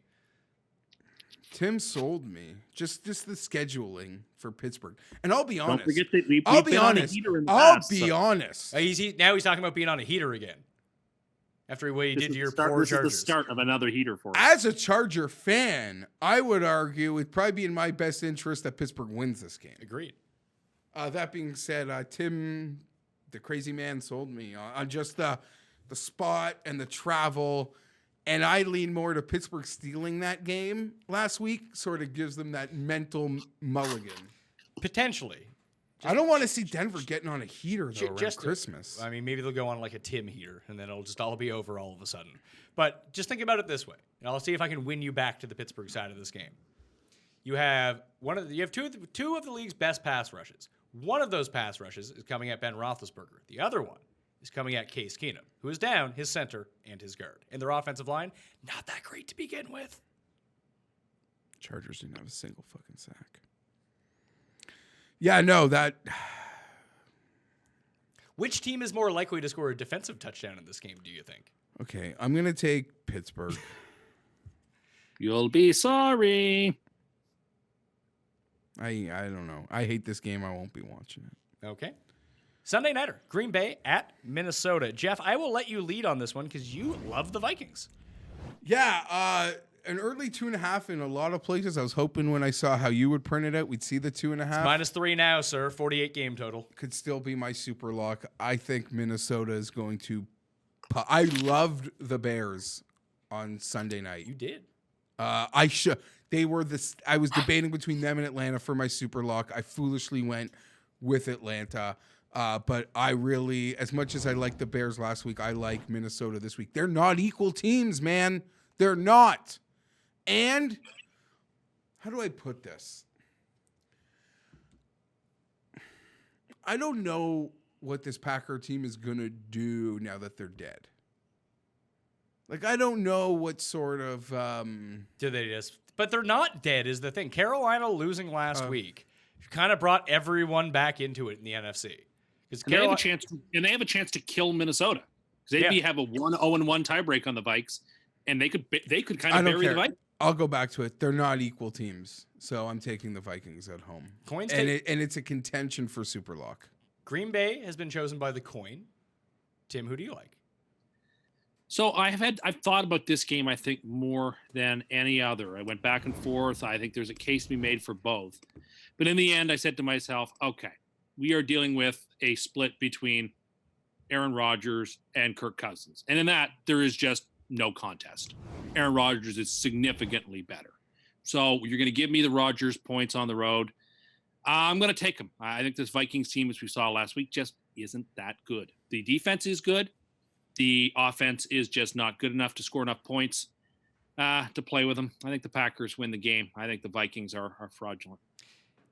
The Vikings defense keeps getting better, and they keep getting healthier, I guess would be the one thing. And I just have no faith in this Green Bay. I'm going to take Minnesota, -3. Like, I kind of agree with you. It's almost the same case that I made, like, just looking at it, like the Pittsburgh-Denver game. Give me Roethlisberger over Case Keenum. Like, yeah, give me Rodgers over, give me Kirk Cousins in this spot. But every other aspect of this game, I think, favors Minnesota.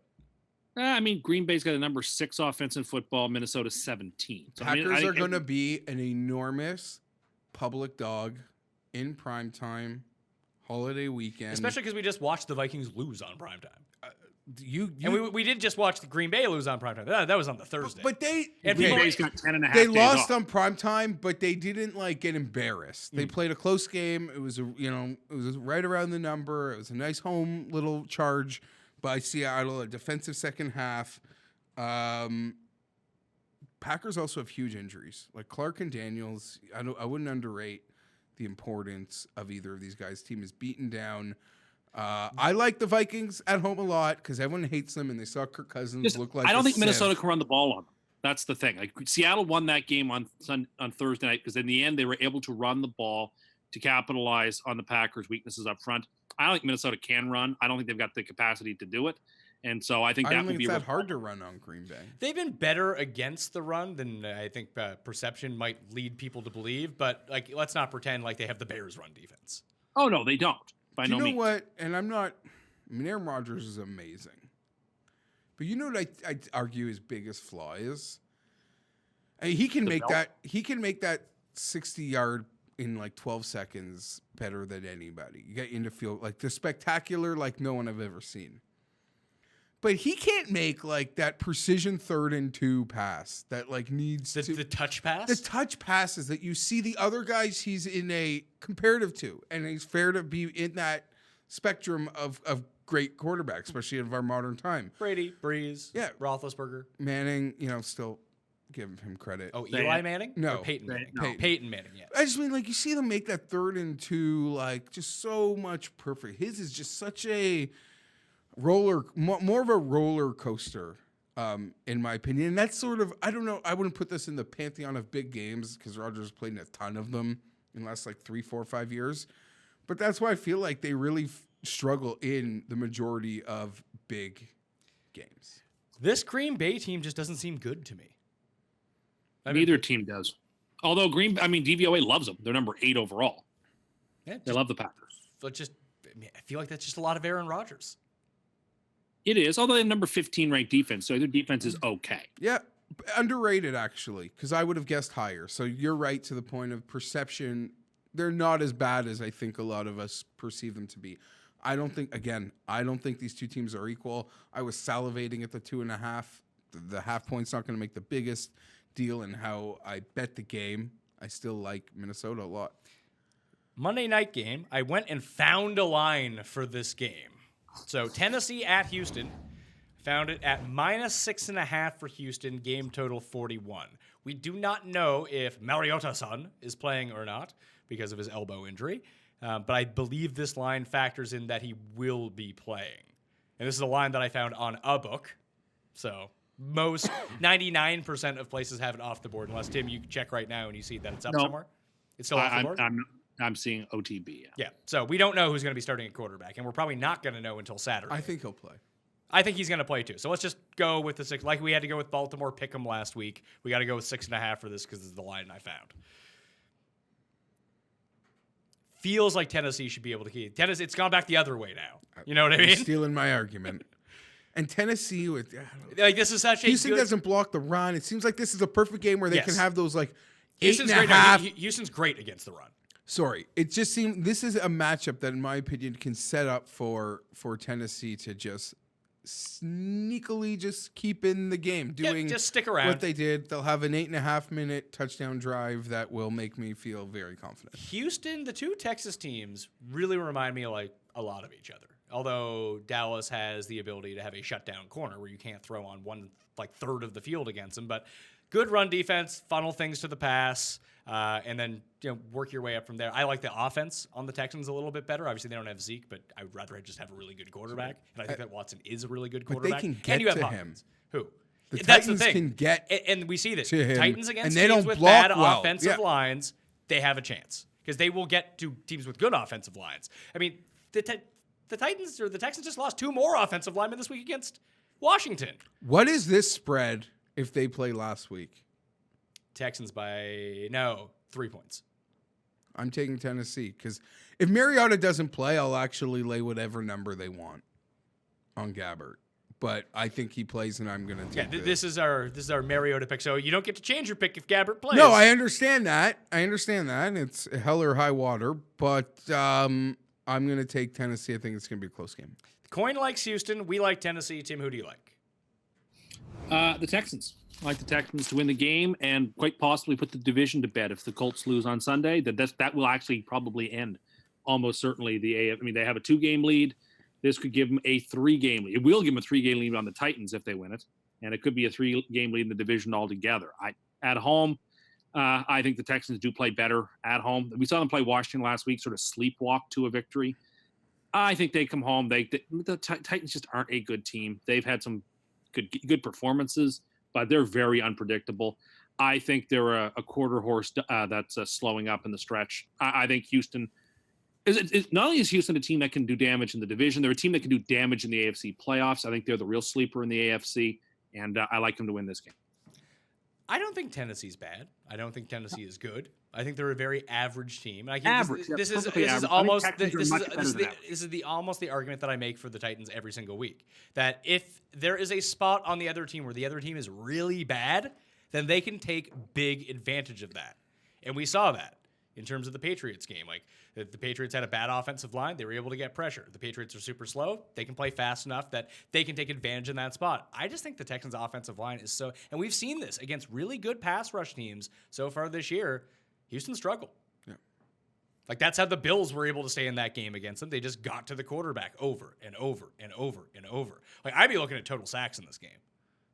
That would be like if it's 5.5, 6, I might just take the over. I think that might be the bet on the game. But I'll take Tennessee. You could talk if Mariota's healthy and plays. If Mariota plays, you can talk me into the money line for this. I believe it's plus 230. That they're alive in this game to win because I mean Houston's won 7 in a row. Tim? No, they've won 5 in a row. I think. No, you're right. They won 7 in a row, and if they don't lose this game, they're not going to lose for probably the rest of the year, considering their schedule. Jags, Eagles, Jets. What a joke. And maybe and the Browns. So you're saying Bill O'Brien's going to like Chargers a division game here? Yeah. I mean, he could do it against the Jags next week too. Yeah. No, I'm with you. I think the Titans can win this thing outright. Yeah, I agree. I think that I think this division is going to be a whole lot murkier if like the Colts lose, the Texans lose, Tennessee and Jacksonville both win. Then all of a sudden the teams are just getting into like a sandwich, all with the same record. We'll see. I like the Texans quite a bit. Okay, let's get to the SUPERLOCKS. Oh, what? Stampeders -4. Is your super lock of the week? Oh no, I'm just throwing it in there. Bill Mickelson plus 200. I don't mind that either. And I'm a Tiger. I don't understand the Phil Tiger thing, how you're allowed to bet on it. Like, how do you know who wins? because they play the holes. Yeah, but what if like Tiger wins more money in side bets? Does that mean he wins because he wins more money? No, but it's just like holes, like a matchup. Yeah, but they have like there's other stuff going on. There's like props going on as it's going on. Like, does that factor into the like? I don't know. No. I don't know what the official scoring is for this. Is it like who has the most money by the end wins? Oh, like how are the books grading it? Yeah. I assume they're grading it like a. Match See, play? not like a like a match play, not like a stroke play, because Like, I feel like are they playing match play or are they playing skins? Like, I don't know all I the think they're rules to playing this. match play. See, I'm not certain about all the rules, but I think in any head-to-head matchup, if you have two professional golfers that play on the same tour and you can get one at 2-1 in a head-to-head matchup, you take the 2-1. Yeah, especially when one of them is Phil, who's probably gagged in the last 4 months to look pathetic for this day. Yeah, like that's on the table, Yeah, 100%. You know, listen, unless I got word that like Phil put a Mayweather-sized bet on Tiger, I would be interested in picking Phil. I personally have taken a lot of heat, although a lot of people have agreed, but I'm on the side that is sort of just very, I don't want to say, I'm growing more into it as it's gone closer, but they missed something. Something's missing. And it's not that it's 10 years ago, because it doesn't need to be 10 years ago. It's that it's like a sitcom, and I watch dramas. So you'd rather watch The Good Doctor? No, I'm saying like I don't need like the freaking like these guys probably had some like joke writers write them a couple one-liners. Yeah, but I Just think seems I like think a it's not. cheesy I think it's sitcom, not not a doing. drama. I think it's not doing as well, so they have to go out there and pimp it. Sure. And do these press and I'll conferences. say this. Listen, I'm gonna watch it. Yeah. You're going to watch it. Yeah, I got people bugging me off the We horn. all Yeah. know people are going to. Anyone who's like Well, likes it's not golf. about the people are- $20. Yeah, but it's not even that. It's just Tiger Woods is hitting a golf ball. whether That- you want to watch it or you don't want to watch it. It's happening on a Friday when nothing else is going on. The day after Thanksgiving, so everyone's just like, what are we doing here? Either you go out or you watch this. Everyone's just gonna watch this. People will find illegal streams and stream it. It's not even about the $20. here's People will the- find yeah, a way no, to it's watch not it. the Tim $20. won't be able to, but It's other people. another part of it is, and maybe I'm wrong, and I'm a golf fan, so I accept like golf upper crust culture. That's part of being a golf fan. That being said, and correct me if I'm wrong, because I wasn't the greatest like grammar student, but this all like the money conversation I find like abhorrent. Like it's very obnoxious. It doesn't make me more interested. I think it's But obnoxious. they have no shame. No, I think it's obnoxious because it's not enough money. Like, what's $10 million to Phil or Tiger? Honestly, nothing. It's not even their own money. They're going to be betting $200,000 a hole. Great. And I These know- are guys that, at their peak, Tiger was making $200 million a year, and Phil was making $70 million a year. Like, bet $100 million on it of your own money. Now you got me interested. But like $10 million? Come on. Yeah, I'm partially with you, and I joked about it on Twitter. But the more I think about it, Like, you don't like that, like, they're talking about, like, they're just throwing out gigantic numbers, like it's too affluent? yeah, it just seems obnoxious. Like It's extra. golf. This is what golf's about. I understand, and I'm a golf guy. Like I subscribe to golf culture. I would say outside of like dressing like I'm on the sideline at a Chargers game, I probably have a country club-esque wardrobe. I'm into golf culture, but just this whole thing, and you're probably right because it's they sort of were able to realize out of the gate that they missed a mark, that they've sort of been extra Well, like in your face with a lot of this obnoxious combo. Also, you know what really kind of killed this? The Ryder Cup. That they both played terribly. No, but also that the Ryder Cup was just amazing. It And was, this- but like US lost, they were both bad. Now no one wants to see this anymore. If this was the week after Eastlake, people would be gung-ho for this. After Tiger won an event? I also like truly believe, even though I said it as a joke initially, they need some level of undercard. Yeah, I don't think Like, like even if you could like I'm just trying to think like if I was producing this, how do I shoot this to make this an entertaining spectacle that's worth money? like would it have been that hard to get DJ and Brooks to play each other? Probably those two, maybe. But what were you gonna say, Tim? Just videotape Phil and his wealthy friends chatting it up as they walk down the fairway. That's what they're doing. Yeah, treat it like it's Pebble Beach. But like Phil and Tiger are gonna be yucking it up, like, oh, you put it to 10 feet, I'll put it closer. That's what I want to see. Bet you that's what's gonna be happening. You know what That- doesn't need a that's 9 mil? You know what doesn't need $9 million? Reed versus Spieth. That'd just be entertaining. They may be playing that this weekend somewhere. That'd just be entertaining. Spieth wouldn't show up, as I joked. It'd be Reed versus Furyk, because Spieth wouldn't show on the undercard. Also Miguel Angel versus Pepsi. That would be pretty good. Yeah, like why can't we get John Daly versus someone in this? Yeah, that's what I mean. Like they could Like have send out, like build it up. Have John Daly versus who's another like old dude that he could compete against. Langer doesn't have enough juice. VJ versus Daly, although VJ would wipe him. I don't know. Who? Yeah, put Angel Jimenez against John Daly. Jimenez would crush him. Would he? Yeah, Jimenez Daly still just won on the senior tour. Yeah, Jimenez like T5ing like Schwab Cup senior. Yeah, but here's the big thing. If you include John Daly in this, and you already have Tiger. But this is just like the glorified watch John Daly hit it over Niagara Falls. And people were fired up for that.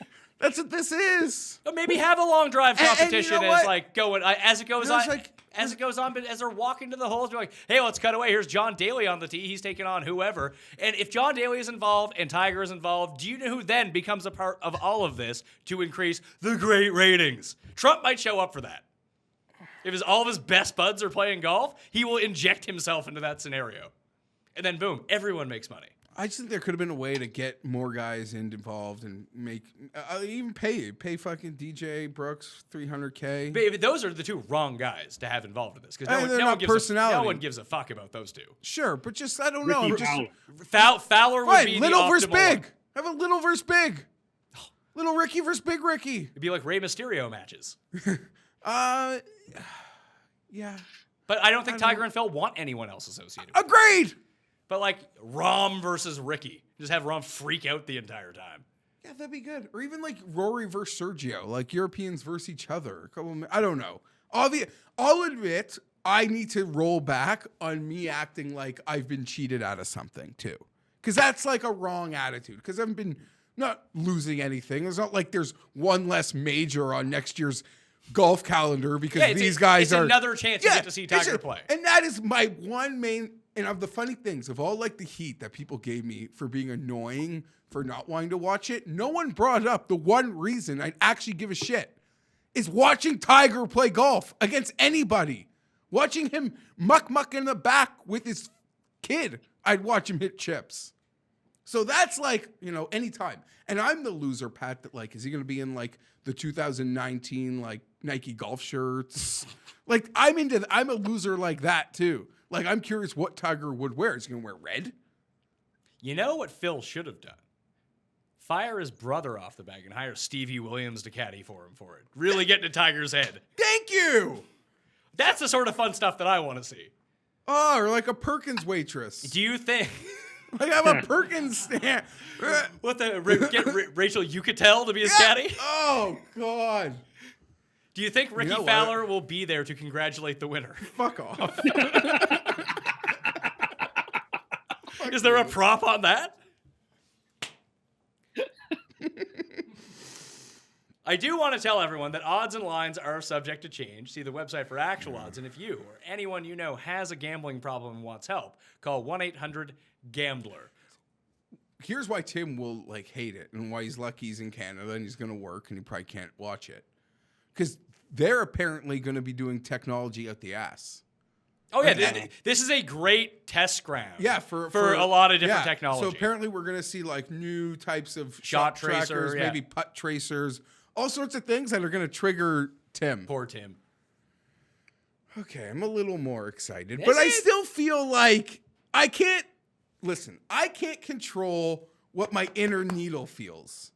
Like where my desire comes from. But the thing is, the closer we get to it, the more excited you're going to be. No, because Pat, here's the thing. I'll get excited to watch like the Sanderson Farms. Like I would. Like I don't know if there's two guys that are in it. Like they don't have to be guys people heard about. How about Ricky versus Champ as the undercard? Well, no, I put Bryson versus Champ as because it's sort of like Bryson's a good heel to interject into this. Yeah, Bryson's the thing of the past. It's Champ's world now. Oh, he's upset people too, eh? Because it's lost in his Charger score. Is Tim Cameron Champ? People think he's ruined Cameron Champ. Well, Champ keeps getting in contention. Then Tim's like, "Oh, Champ's gonna win," and then I he love just goes Champ. away. Just goes away. Champ's my new favorite golfer.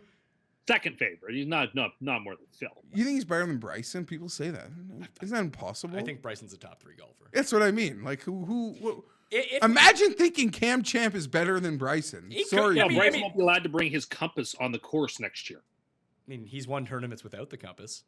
Yeah, he got hot after the compass. Anyone who says he's going to putt with the pin in, I want nothing to do with you. I actually, put it this way. If he putts with the pin in, and I was just some random PGA Tour player, I would start putting with the pin in too. Because if Bryson, and the rule will be changed next year. If Bryson thinks there's an advantage to putting with the pin in, everyone should be doing it. But is that because he wants to hit his putts like a pinch harder? I think he wants to putt more aggressively. I think that's I guess aggressive. Hard, yeah. We can postpone this conversation to later. No, we can listen. We're killing time for people on Thanksgiving here. It's a stupid rule change that has no justification. That's been the rule of golf since the 1800s. What's the rule? When you putt, you take the pin out of the hole. There is no need to keep it in because some hipster thinks it's cool to hit a little harder at the. Those aren't the rules. Actually, sir, they are the rules. But why do we have to change everything for no discernible reason? I get why they changed the rule that if you got behind the ball and addressed it and it moved in the wind and you didn't touch it, it's not penalty stroke. Okay, fine. I still wouldn't have changed that rule, but I get why they changed it. I'm all right with it. Or, changing the drop distance, not having to be at the shoulder, it can be lower. All right. Again, I wouldn't have made any changes, but I get it. And I can live with that. This putting with the pin in stuff just flies in the face of golf etiquette, flies in the face of the practice. It's a fundamental change the way the game is being played, and I don't understand why it's a good thing. Oh, people can hit it harder. So what? Maybe it should be a little bit more challenging. This is golf. It's not here to be easy. It's here to be a challenge. Like, you're supposed to try to get it into the hole without assistance from something dropping it into the hole. Like, it's so dumb, and it's going to be a problem. Do you remember when Tim loved Bryson because he wore the Jaunty chapeau? chapeaus. That was like he's an old timer. He's got like an old soul. I really like this guy. And when did Tim jump off of Bryson DeChambeau? The week before he won the John Deere Classic. Of course. And he's won 5 times since. So Tim getting off your bandwagon is the best thing that could ever happen to you. Who's quit? Oh, the Eagles. Yeah, the Eagles. The Eagles have quit. The Eagles. Although Tim's not the only one saying that about the Eagles. Let's stick with golf on this just for a second here. So what is the actual updated line of this right now, Tim? I think it's 225 or 220. I looked early this afternoon for Tiger. So Tim, what are you seeing right now? I'm going to look it up this very second. And the big exposure, I saw the guy on Vision talking about the big book exposure is they're giving 100 to 1 for a hole-in-one. Ooh. So that's where I guarantee you there'll be no hole-in-one. Well, I mean, you're getting 100 to 1 on the other side. It's like 6 shots, buddy. I mean, what? It's 8 shots. It's 2 guys. There's 4 par 4s or something?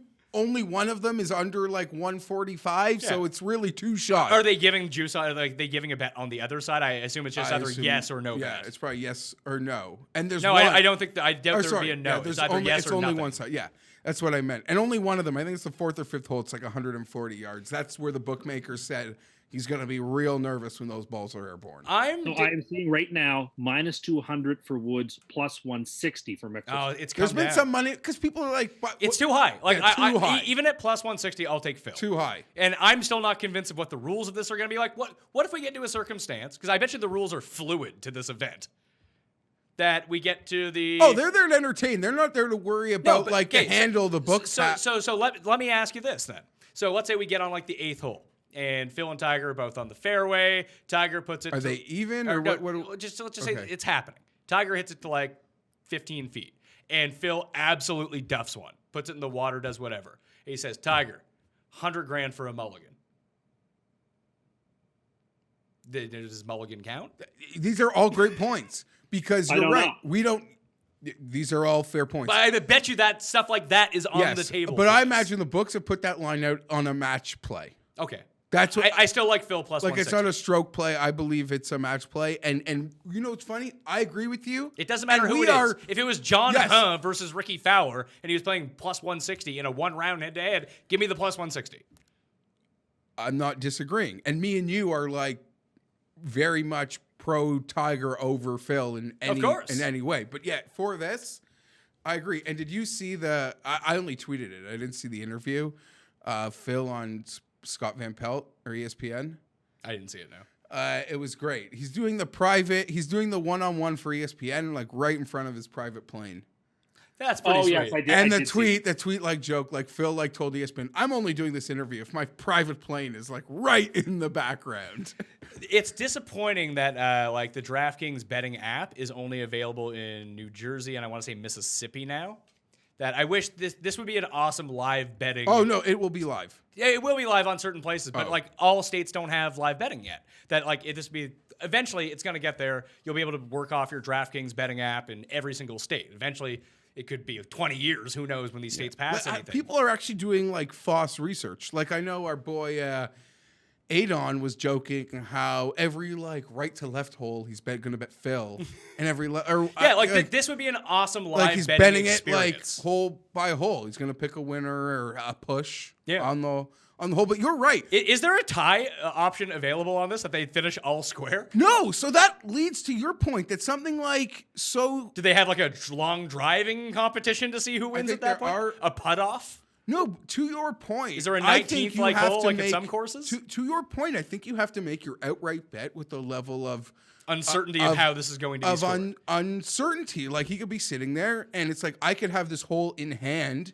but Tiger would be like, I'll give you $250K if you hole it in, and then you take a much more aggressive shot instead of trying to put it to like 8 feet and hit the putt. Yeah. You go 20 past. Or it could be things like when you play like cash games in poker. Be like, you know what? Let's run it twice. Like we're both all in. Let's run it twice. so yeah, There's going to be stuff like that that's involved. Because I mean, this whole thing is basically, which sucks. there is no rule. There's no governing body that says Tiger can't say take a mulligan for $50K. And if they're going to be live betting with each other on the course, it just sucks that not everyone in North America can sit down and live bet it along with them.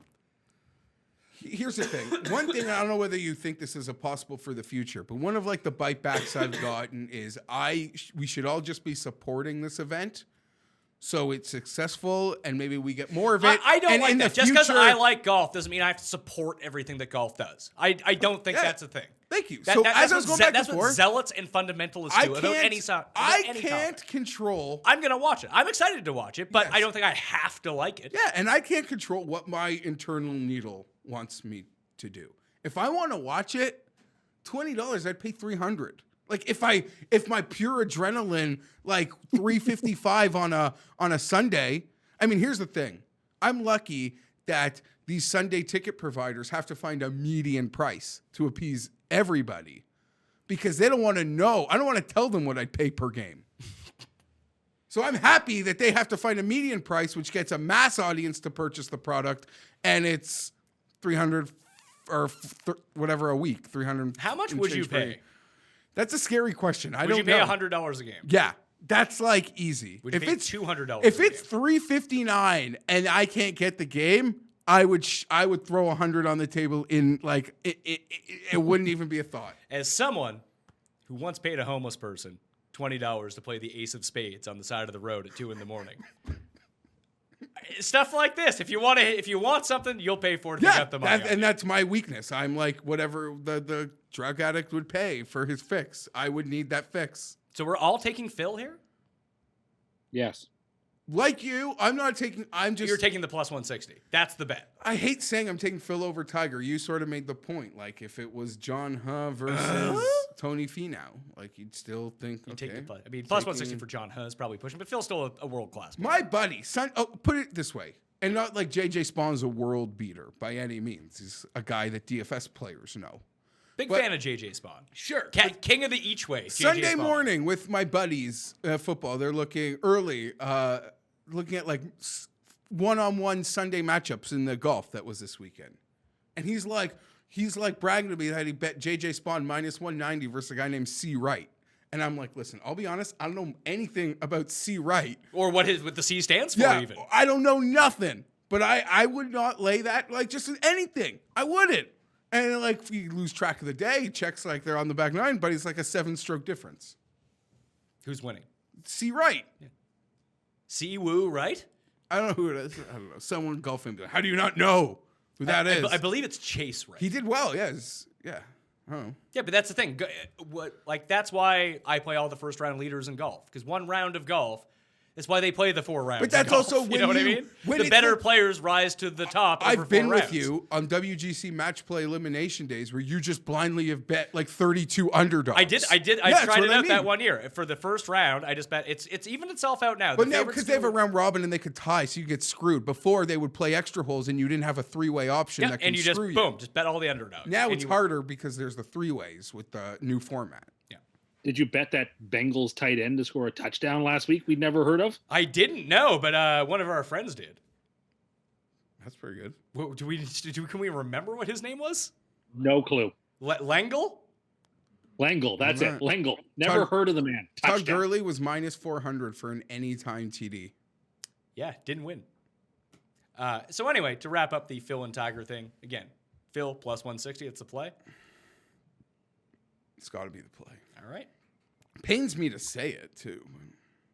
All right, I think I'm going to. I mean, people will enjoy this as a part of the Thanksgiving show. I think I'll make that like an isolated clip. I'll release. That was like 20 minutes. We'll release that on our own.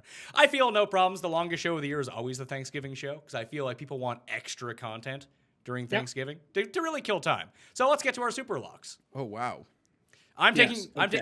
I'm taking Baltimore minus 10.5.